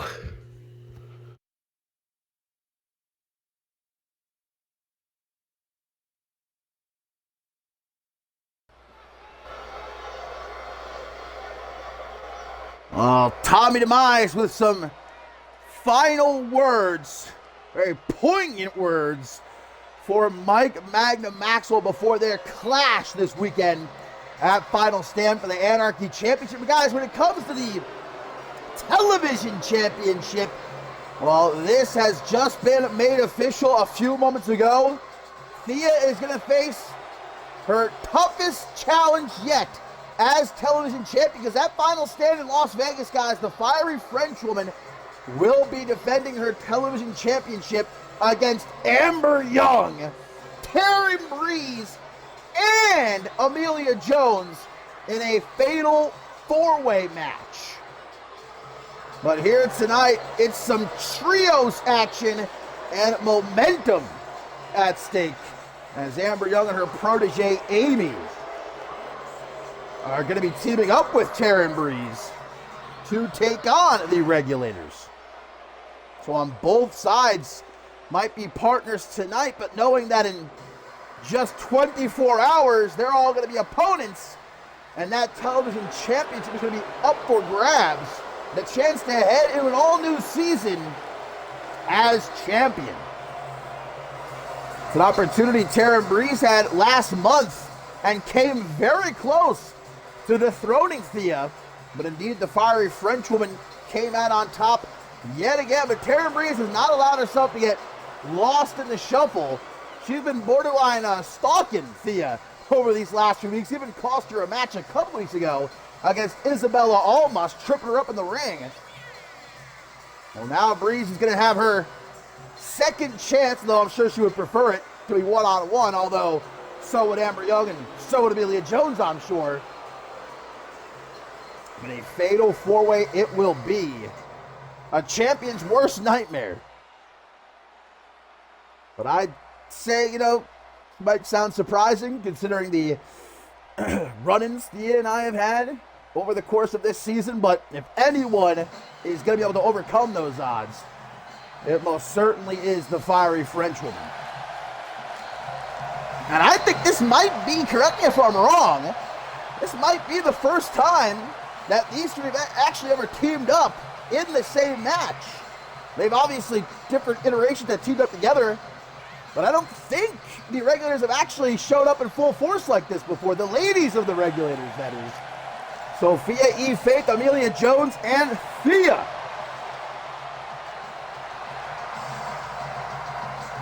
Amelia Jones has really stepped up to the plate. Really in the last couple of months, but more specifically the last few weeks. I mean, defeating Amber Young to prove herself worthy of competing in the Elimination Chamber match. A blood for Sophia E. Faith immediately with a scissors kick to Amber Young, and if not for Amy making the save right there, that might have actually done it. But I guess maybe myself and Tobias Jones might have gone a little bit long. But tag to Amelia Jones now, as I was saying, beat Amber Young, and then also last Octane picked up a win against Terry Breeze. Let's not forget. I've always known that Amelia Jones had the potential to be a breakout star. I mean, we've seen glimmers of it ever since she first arrived here in CMV. Moments where you thought, oh, is this going to be it? But they either slipped through her fingers or she got caught up with the wrong crowd, in the case of the Killjoy Club for a good while there. But I think this might finally be it. This might be the launching pad that Amelia Jones has been looking for, even if she does have to take the television championship from her friend in Thea. But as I said last Octane, it would kind of be funny because, of course, Thea beat Sophia E. Faith to win the television championship. So if Amelia Jones would be Thea to win it, because the regular is passing that championship around. Amber Young's going to make sure that does not happen. And Amber is someone who has made it clear she doesn't even care about being television champion. She only wants to take the title from Thea. Remember, Thea eliminated Amber Young from that Elimination Chamber match, cost her a shot at the Women's World Championship. So Amber Young says she doesn't care if she wins that championship, tosses it in the trash, so long as she takes it from Thea, gets that satisfaction. And Thea's lucky to be clear to compete here tonight after what Amber Young did to her out in the parking garage last Octane. Who's legal, by the way, right now? I'm pretty sure it's still Amelia Jones, so what the hell is Thea doing? She's gonna get herself disqualified, the whole team disqualified. Forearm smash counter, though. Only the, I think, third, maybe fourth time we're seeing Amy in action. A protege of Amber Young. Anybody under the mentorship of someone as ruthless as the KO Bombshell is somebody you do not want to mess with. Oh, wait, what? Oh, did Thea just get disqualified? And Amy's gonna laugh. I didn't think Thea was in there that long. No, come on. This is the last Octane of the season. As general manager, I'm ordering this matchup to be restarted. I don't think Thea was even in there that long. This referee's getting a little bit impatient, so we're gonna reset here. Faith immediately does it again the same way it kicked off before with that scissors kick, but this time it's gonna be Karen Breeze to break it up. I gotta tell these referees to chill out, man, with their 1, 2, 3, 4, 5, 6, 7, 8, 9, 10s. Thea was in there a long time. She gotta watch herself because I'm not restarting this matchup again. We got a main event to get to. Sophia gonna tag into Amelia Jones once more. As Amber Young gets to her feet. Amelia not afraid to step up to somebody as merciless as the former Rite of Passage champion, Queen of the Hill. We talked before about the... Oh, Amelia, wait a second! Wheelbarrow neckbreaker. Amber Young is getting that work right now. I don't know about this camera angle necessarily. Damn. Amelia nearly did it again. I loved Amy laughing at Thea there, though. That was pretty great. Punches to the top of the head. Well, heading into a fatal four-way match, Thea might think she can rely on Amelia Jones to back her up. So that's the problem when you're... Oh, my God, I almost had it again. Damn, Amelia. This is 2.999. Make that quick tag to Karen Breeze, and here we go, pick it up where they left off last Octane. Suffice to say, Thea had better not wholly trust Amelia Jones to have her back because, oh, Amelia wants just as badly to end the season as television champion. You can't trust anybody, especially when a championship is on the line. But Amelia has also been straight with Thea that she wants that television championship, that she'll do what she's got to do in that ring to win it. I don't think Thea would necessarily have it another way. In the corner. Not going to make the tag, instead turning around. Big old Perrin, deceptively big woman. Very powerful, going to tag Sophia E. Faith back in. The perpetually in turmoil regulators. Well, I think Sophia E. Faith has maybe had the worst of it over these last few months. What with her own boyfriend dropping her on her head, ex-boyfriend now. Just in time, too, huh? Emmett Jones becomes a millionaire a couple of weeks after they break up. That's unfortunate. But, of course, I don't think Sophia E. Faith is that kind of woman anyway. Former television champion. Able to counter out of Breeze's powerbomb attempt. Uh-oh, drops down behind into a reverse DDT. Maybe, just maybe, this new season will... Oh, my. That is quite a hello. This cameraman's got a real problem he needs to solve, but I digress. Where was I? Sophia E. Faith sending Taryn Breeze into the corner. And a tag to Amelia Jones. I was going to say, hopefully this new season will bring better times for the regulars. Double move stop, vintage Morton combo. Yes, no! Taryn Breeze stops it. Turns it into a Dragon's career. Taryn Breeze looking for her big breakout moment here in CMV. I think of all the new faces who have arrived in this women's division over the last couple of months, Taryn Breeze is probably, I can confidently say, my favorite. I wasn't so sure about her at first, but she has definitely proven herself capable of taking over this women's division of ours here on Octane. That'll definitely be the case if she can walk out a final stand as the new television champion. Irish whip into the corner. Amelia Jones going to make the tag to Sophia. Seems like they're kind of leaving out Thea right now. Just tagging each other in. Like buckle bomb and Zaguri combination. Love it. Amy, not so much. She's trying to get out of there, but Faith going to follow her to the outside. No breaks here. Big kick to the gut. Watch out for Amber Young. Up on the apron there, though. Watching out. Grab by the back of the head. A return to the ring. Whoa, Amber Young tried to cut her off. Heck, don't get distracted, Sophia. There we go. Focus on the task at hand. That's Amy is the legal competitor right now. Rolling kick out, kick attempted, comes up just a tad short. And that's going to leave the door wide open for Sophia E. Faith to take advantage.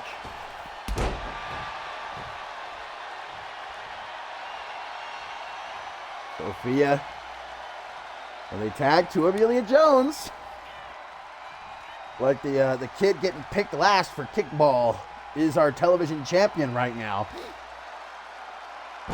But at the same time, I mean, I don't think Amelia Jones would want to give Thea the benefit of wrestling, though, is the thing.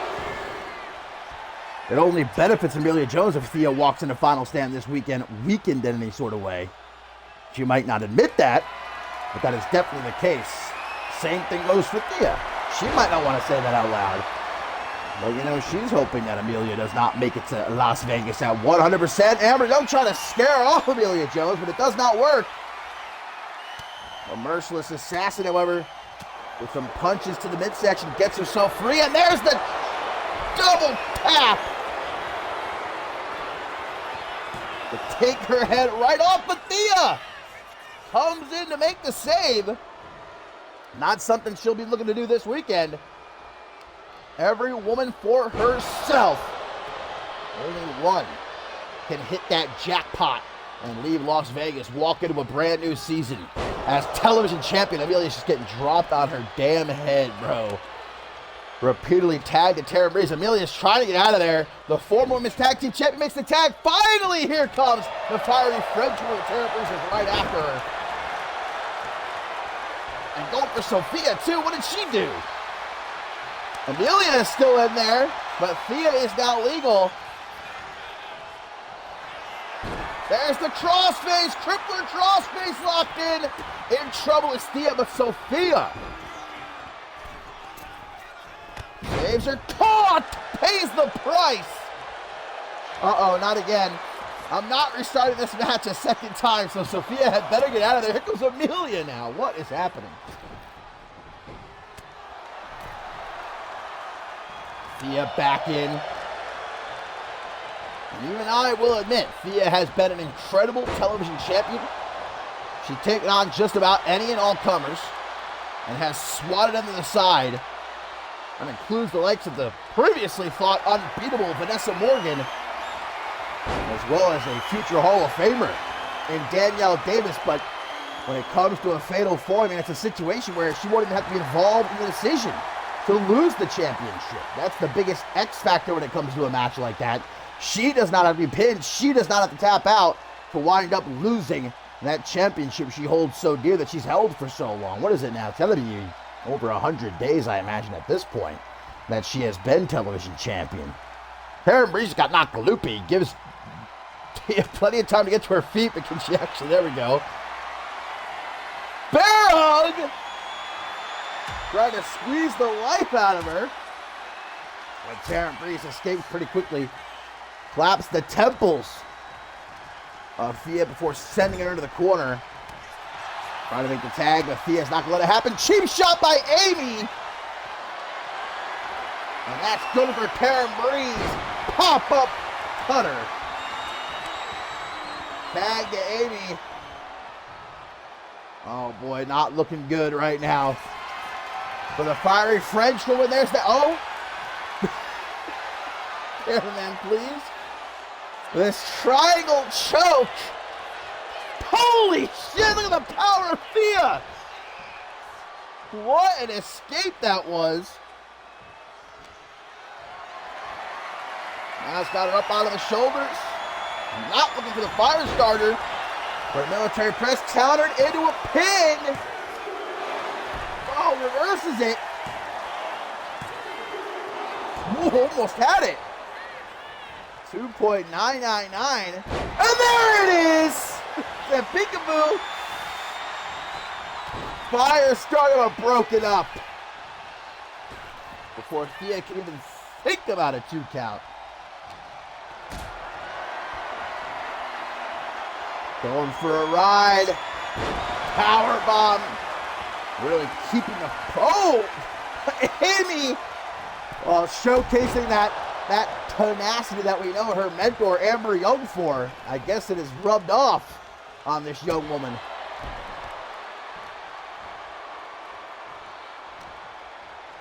And gonna keep Thea out of her corner.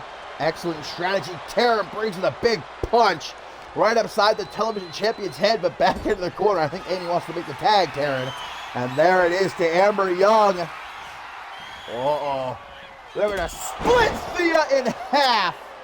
You go high, I go low. Total elimination of the fiery French woman. But a kick out at 2. Amber Young says she ain't going to rest until she's taken everything from Thea. I'm going to start with that television championship. I think even if Amber Young doesn't leave Final Stand as television champion, so long as one of the other two does, so long as Thea doesn't, Amber Young will be happy. Tag made to Sophia E. Faith. Holy shit! Eliminates Amber Young, but also herself from the Royal Rumble match here. Rolling the dice on that one. Oh, the knee. Right to the side of the head. Before throwing her, trying to anyway, back into the ring. Taryn Breeze looking to distract. Sophia E. Faith gets taken out for her efforts. With that Shiranui, Thea with a forearm smash, now Faith from behind with a drop kick. Amy offering a tag to her mentor. Can Amber Young get over there? Sophia's a bit too premature with the celebration. There we go, snaps out of it just in time. What a DDT. I felt the crunch there. Faith going to the top, but Amber Young rolls to the outside. Not able to escape. You can run, but you cannot hide. Now the Hurricane Rana. Little spin on the Vintage Morton combo there. Taryn Breach just trying to mind her own business. Faith wants a piece. Wants a big old piece of Taryn Breeze here. And Amy. Everybody getting some. Now this gives Amber Young the time she needs to get back to her feet. Springboard. Oh, savant kick. Just rung the bell of Sophia E. Faith quite thoroughly. Now the fireman's carry KO kick. Down goes Faith. And now the tag to Taryn Breeze. Who immediately puts Sophia E. Faith in a sharpshooter. Thea! At least pseudo-Canadian, right? Somewhat. Not to let that stand. Oh no! Electric chair driver! 1, 2, 3! And Taryn Breeze picks up the win just like that for She, Amy, and Amber Young. Thea tried to help out there, but only so much she could do.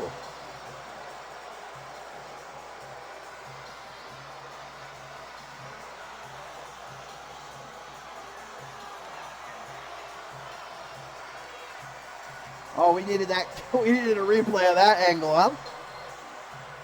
I know what they're up to out there in the truck.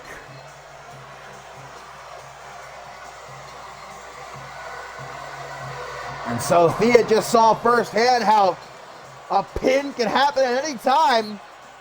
And if it transpires this weekend in that fatal four-way, we'll have ourselves a new television champion. Can Thea overcome what may seem like insurmountable odds? It's been done before. It's not impossible. But the odds are definitely not in the champion's favor.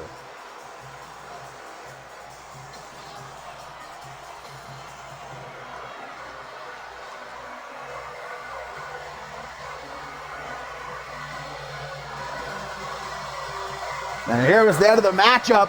Thea was trying to get involved. She might have accidentally kind of set Sophia E. Faith up for that electric chair driver. She was only trying to help, but Faith got caught, and Taryn Breeze gets the pin for her team.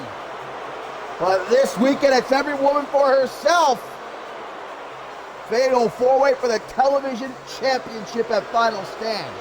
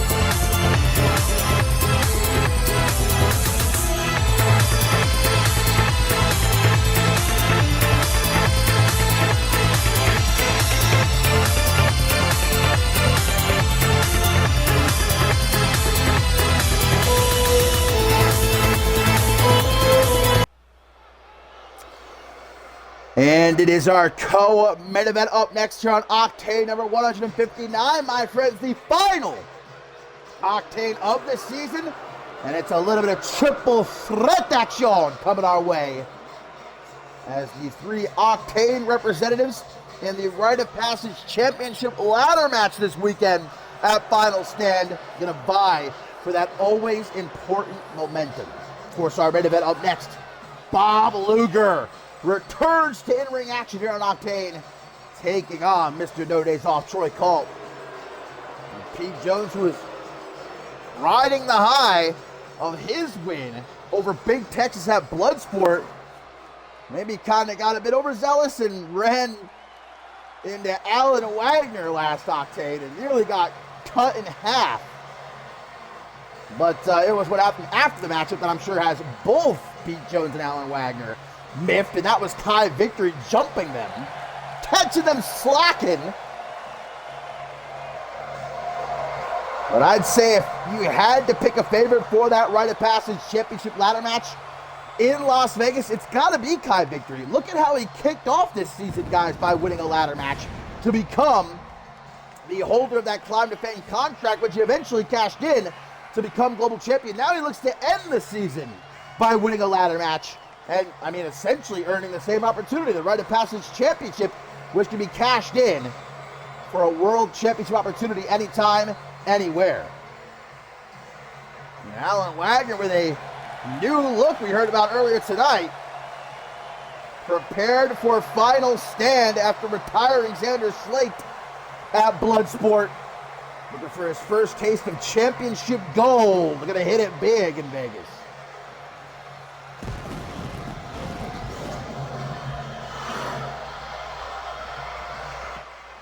But Kai Victory's got a thing or two to say about those plans. The former global champion knows that his best way back to a world championship opportunity is that Rite of Passage Championship, maybe even his last chance. Because these last couple of months, he's tried and tried and tried again to become global champion. whether it was the Gold Rush tournament or whether it was the championship scramble match back in validation, continually letting those opportunities slip through his fingers. And final stand it might be that it is indeed his final chance to prove he can be not only a champion, but more importantly, a world champion.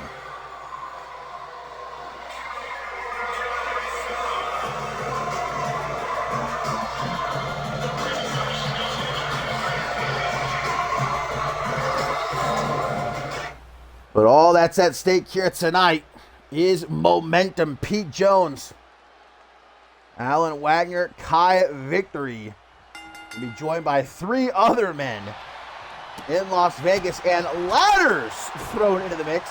Right, you can't win by a pin, you can't win by submission, you only win by climbing that ladder, unhooking the Rite of Passage Championship as it hangs high above the ring. That grants you a shot at the World Championship anytime you want it, but the caveat is, the longer you wait to cash it in, the more you're going to have to defend it. Pete Jones going to end this one quickly with a little scissors pin there to Alan Wagner. Kai Victor said, let me try.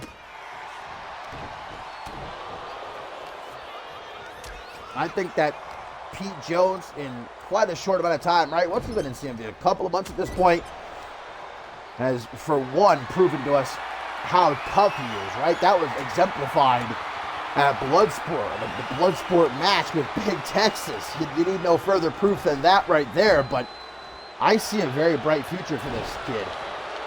And I see championship gold. Dare I even say coming to him sooner rather than later. Kai Victor has almost become obsessed with becoming world champion again. All right, a lot of people, when he won that Climb to Fame contract at the start of this season, they said it was a fluke, because he had come off of being really let's keep it a buck here, he was a jobber, in a jobber tag team. But see, Kai Victory realized that. He cut the dead weight, he reinvented himself. But when he won the Climb to Fame contract, a lot of people said, oh, he's going to cash in, he's going to fail, he'll never be world champion, he's not worthy. But he steadily built himself up.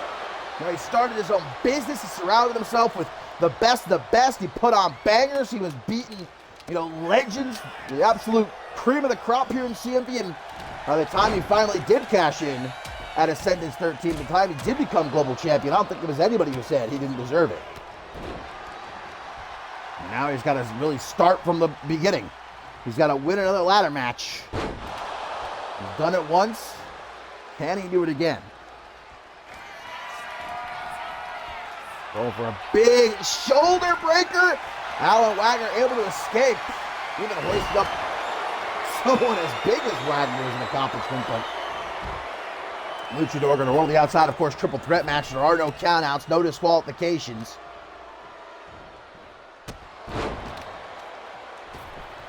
Victory, you might think the ladder match is the furthest thing from his match speciality, but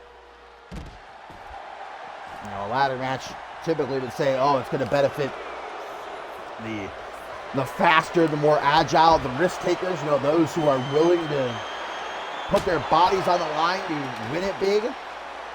That's not always the case. Kai Victory at Climb to Fame, if you want it bad enough, you're willing to endure that pain, that agony. As Kai Victory has proven he is before. Everybody's getting sent to the side of the steel steps here. Wagner with a kick, gonna break up whatever's going on here. As we get, the power bomb barrage. Look at Victor, just takes a step back and watches it all. 3 of them onto the floor. Gonna hop back into the ring. Kai Victor gonna potentially poach to throw the hurt Pete Jones down onto the floor. A barrel roll trips up Wagner. We got a lot of superstars throughout CMV history, and even right now, who utilize a spear. But I think I can confidently say Wagner's is the most lethal. I thought he was going for it right there. You just got to ask Pete Jones, who felt it last Octane, man. He kicked, all it took was one. I don't think anybody's kicked out of Wagner's spear yet, matter of fact, since he came to CMV. Imagine a man as big as him fucking charging at you as fast as he can possibly go with the intent of splitting you in two. A super kick, but Victory creeps up from behind. He's going to take Wagner down. Oh, what a buzzkill. Pete Jones not going to try to break it up. I guess he's confident that Wagner will get out of it. Oh, now we got ourselves a little bit of a mosh pit here. Oh, but Victory gets overwhelmed. See ya.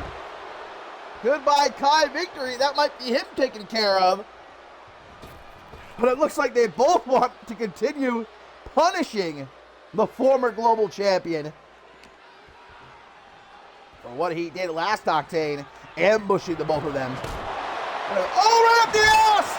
And again, straight up the hole, man! Jones now has a kendo stick like they all just realized, oh, this is a triple threat match, no disqualifications. Irish Whip going to throw him into Kai Victory. Well, whatever partnership that was has certainly gone out the window. Very short-lived. There can be no real partnerships in a multi-man matchup, though. Scissors pit again, not even a one count. Wagner back up. Oh, but he gets caught with that tornado kick. A little bit of trouble for Wagner. Now the Dragon Sleeper. Pete Jones got him in the sleeper. Kai Victory gets there to break it up. Just before Wagner has the chance to tap out potentially. Oh, now he's got a steel chair. That's one way to use a steel chair. Just fucking whip it as hard as you can at Kai Victory's head. Backpack stunner, Brody Hallett style. Where are all my Brody Hallett heads out there? I know you exist. Couple of elbows to the midsection though. Jones from behind. Sends him into the corner. Victory. Rebound clothesline takes Jones down. Or it's going to be Evan Jones, Diamante, and Lorenzo Alexander, the three other men in the Rite of Passage Championship ladder match. And I look at that lineup, I gotta pick Lorenzo Alexander as the clear favorite because, again, like I was mentioning before, it's a matchup that benefits the faster, the more agile, and those who are willing to potentially put it all on the line. You know, big risks. Oh! Bridging reverse package powerbomb. I think Kai Victory landed the back of his neck on the head of the sledgehammer there. Reverse DT by Victory.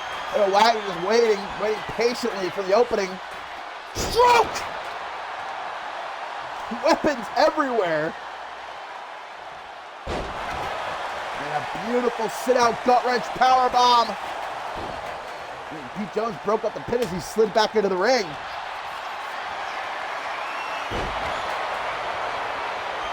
Standing moonsault, middle of the ring while Victory is incapacitated momentarily on the outside. Spear! But Kai Victory going to interrupt before Alan Wagner can think about going for the pin.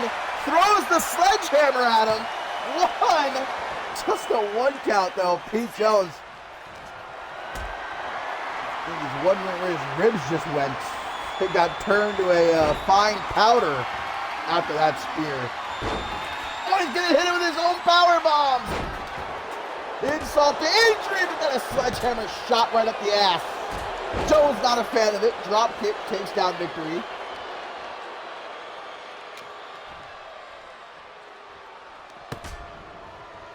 If you think this is bad, a triple threat match, imagine putting three other just as hungry guys in there, adding ladders. That's the chaos we're going to have this weekend at Final Stand. The Rite of Passage Championship on the line. Chimera Plex, but Victory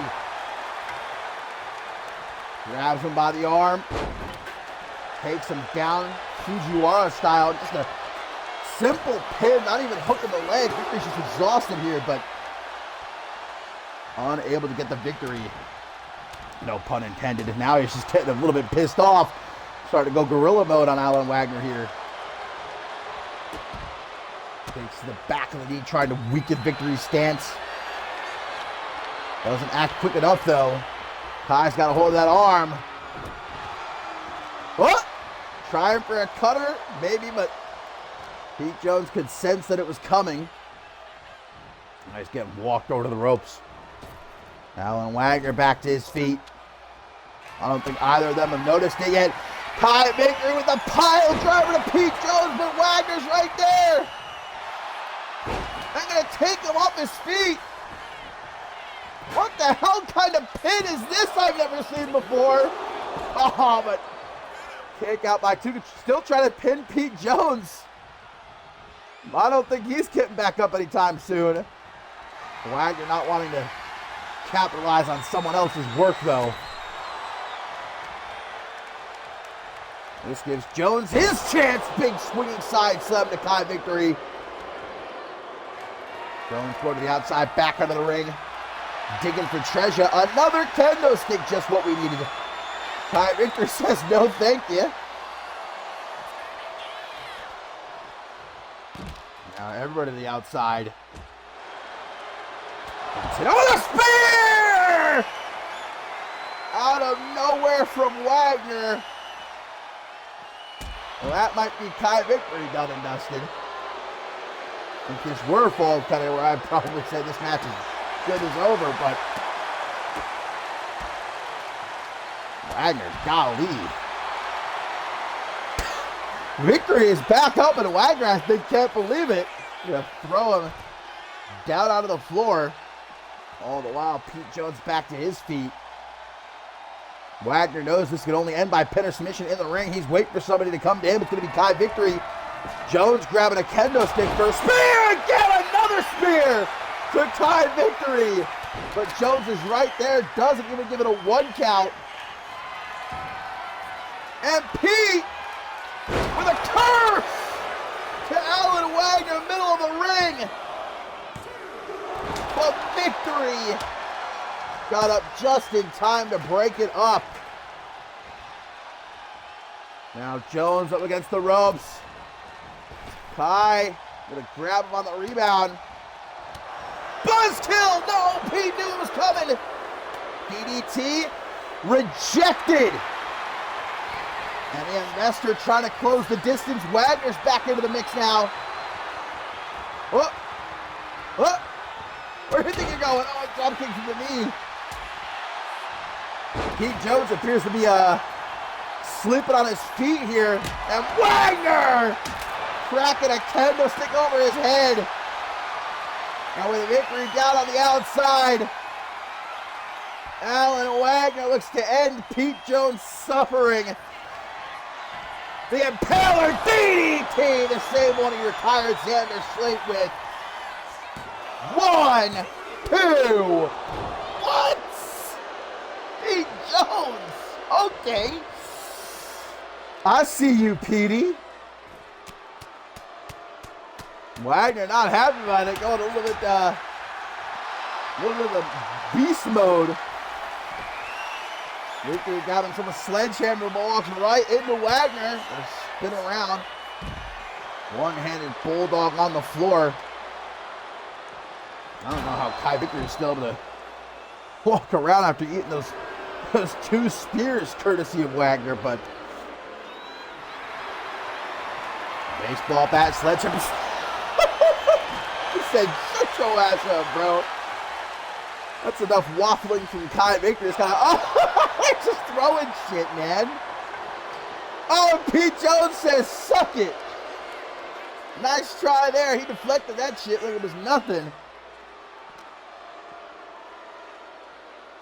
Slams Wagner face first off the apron. Kai Victory's now. Steel steps. Just throws the steel steps at them. So we're throwing shit, huh? All right, then.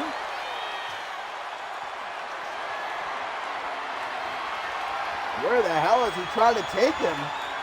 Snake eyes on the ring apron.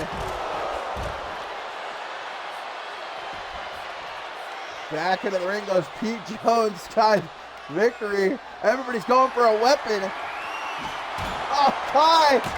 Oh, with the Pete Jones. Both of them getting a little bit of a taste of that kendo stick.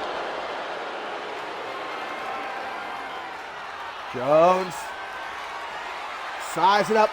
Victory now for that curse. Little street sweeper for you.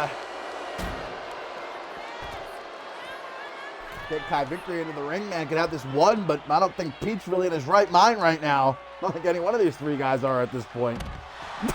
Did the leg drop to Kai. Needed that. Another kendo stick. We've already got like hundreds of shards. Oh, look at this. Kai Victory and Alan Wagner are going to work together to take out Pete Jones.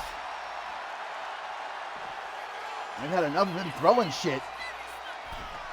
Alan Wagner might have Bison's powerbomb record beat at this point. Another 3 to Pete Jones. Uh-oh, Kai's got the steel steps again. Wagner's going to run back into the ring. Victory's bringing him with him, though. Wagner's lying in wait. Uh-oh. Spear on the steel steps! Victory landing on the steps! 1, 2! Ah! Ah! What? Blocks the kick on the reverse spear. How is Victory back to his feet? How is his spine not in half? Just in general, how to describe this match? Wagner building up all his power! Another spear cuts down Pete Jones. Alan Wagner finally gets the win. What a match.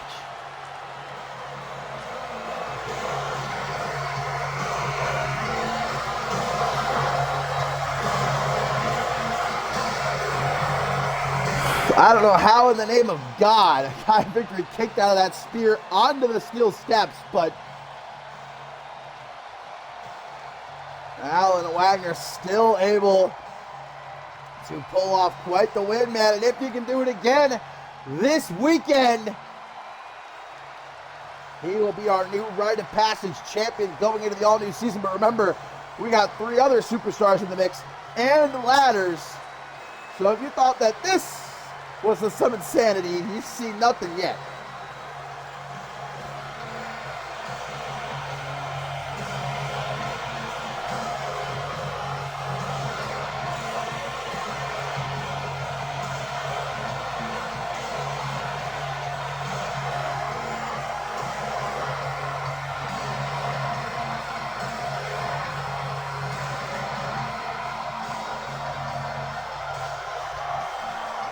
And here was the spearman onto the steel steps. For the rest of my days, I'll never know how Kai Victory kicked out of that. And it was just a few moments later. Look at this. God, such intensity I've never seen before. You could have given Pete Jones to the count of 1,000,000 there. I don't think he would have been able to kick out. Are we looking at our next Rite of Passage champion? Is Alan Wagner worthy? We'll find out at Final Stand.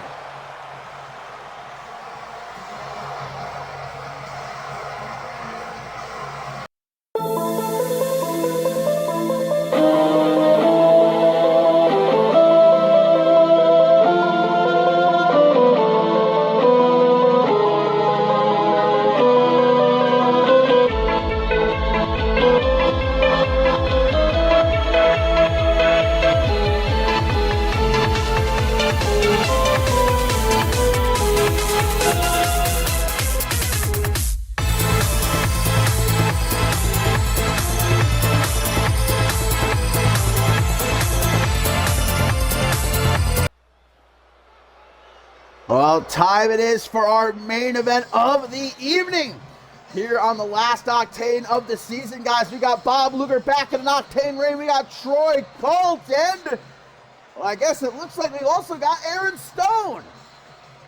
The protein-packed powerhouse. Not going to miss out on this main event. Looks like he's going to pop a squat at ringside to check out his 2 Final Stand opponents.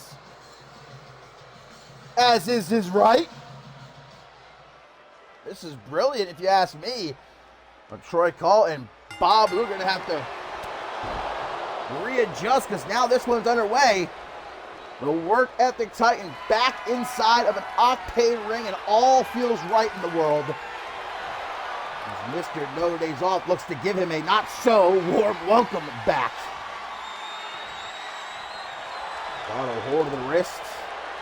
Aaron Stone, you can see in the background. Is he out here simply to observe? I guess the question that will be answered as this one, our main event, carries on. But as Bob Luger was a very surprise replacement for Andrew Briggs in the Elimination Chamber match at Bloodsport live from Mexico City.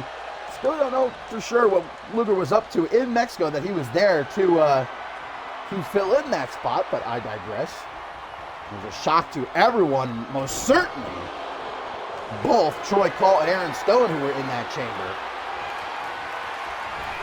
Obviously, none of these three men ended up winning in Mexico City. That was Fidel De La Rosa, who earned the shot at Schmitty this weekend final stand for the CMV Championship. However, last Octane, we had ourselves a barn burner between Troy Colt and Aaron Stone. Really blew the roof off the joint in the main event. Bob Luger came out afterward.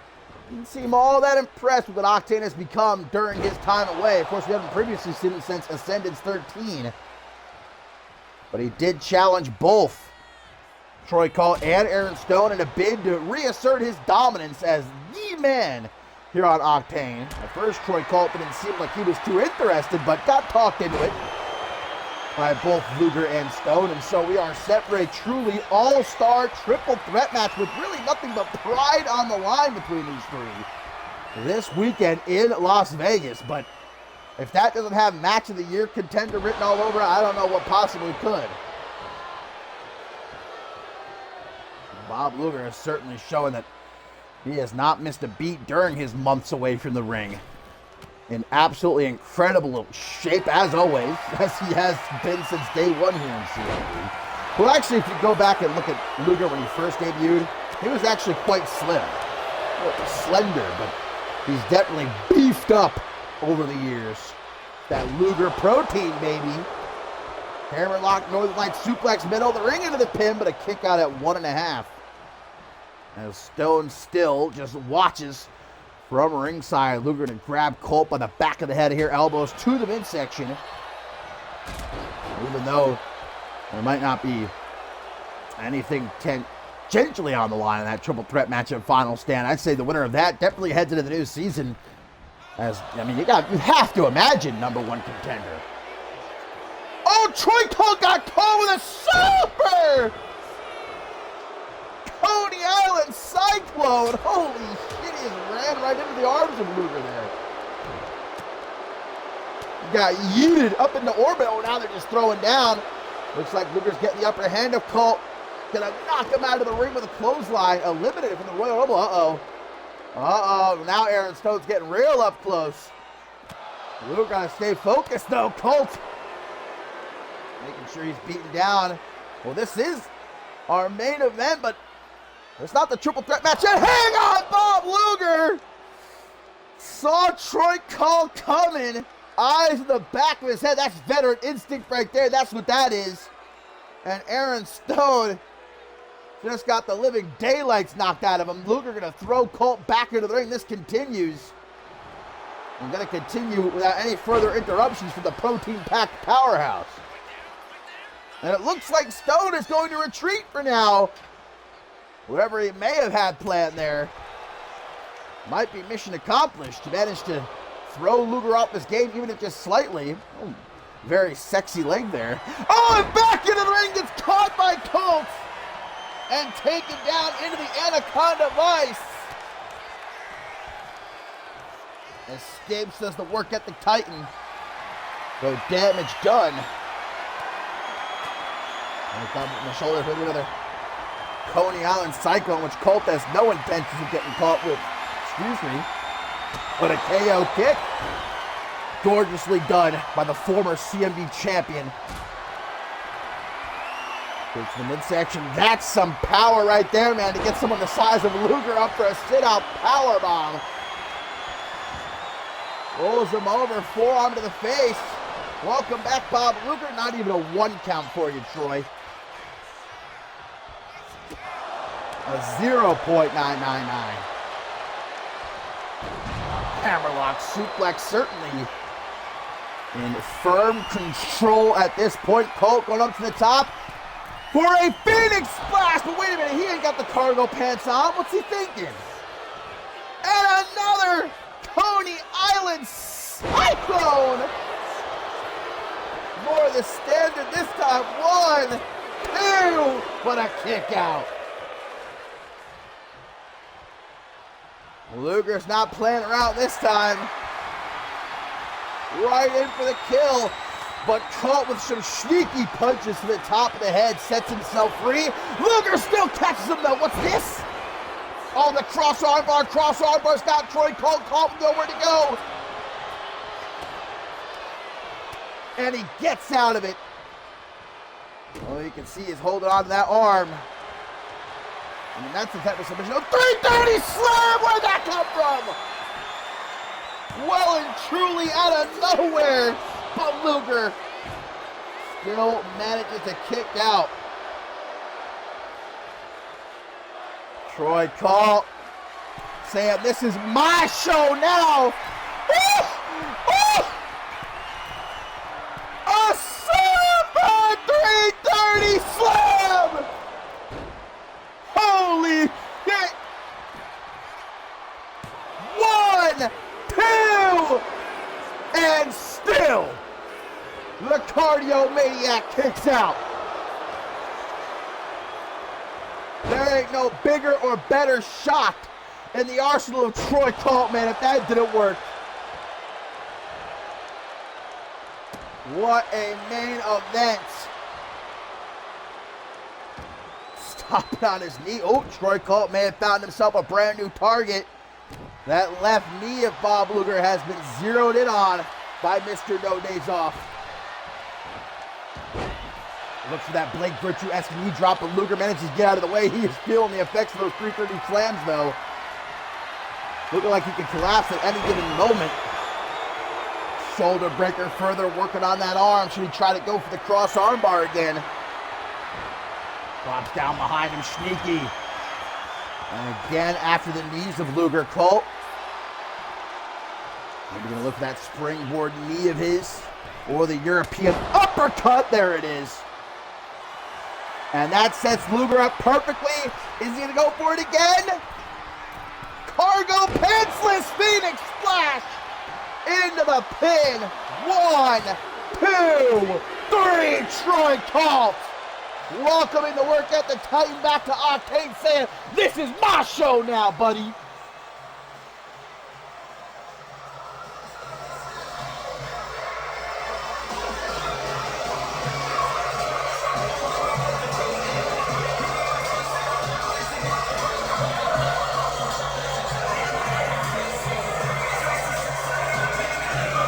Troy Colt does it again. He defeated Aaron Stone last Octane.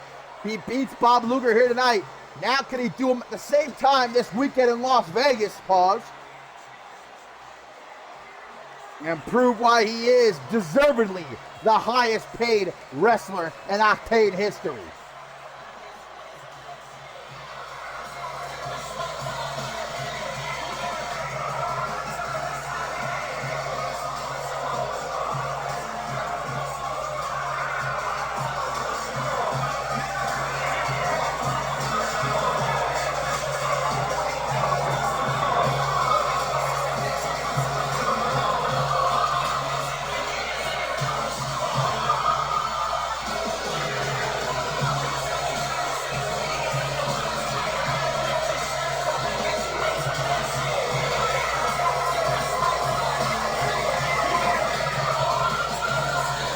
And if you look close enough, you can see that Troy Colt is clearly not wearing cargo pants.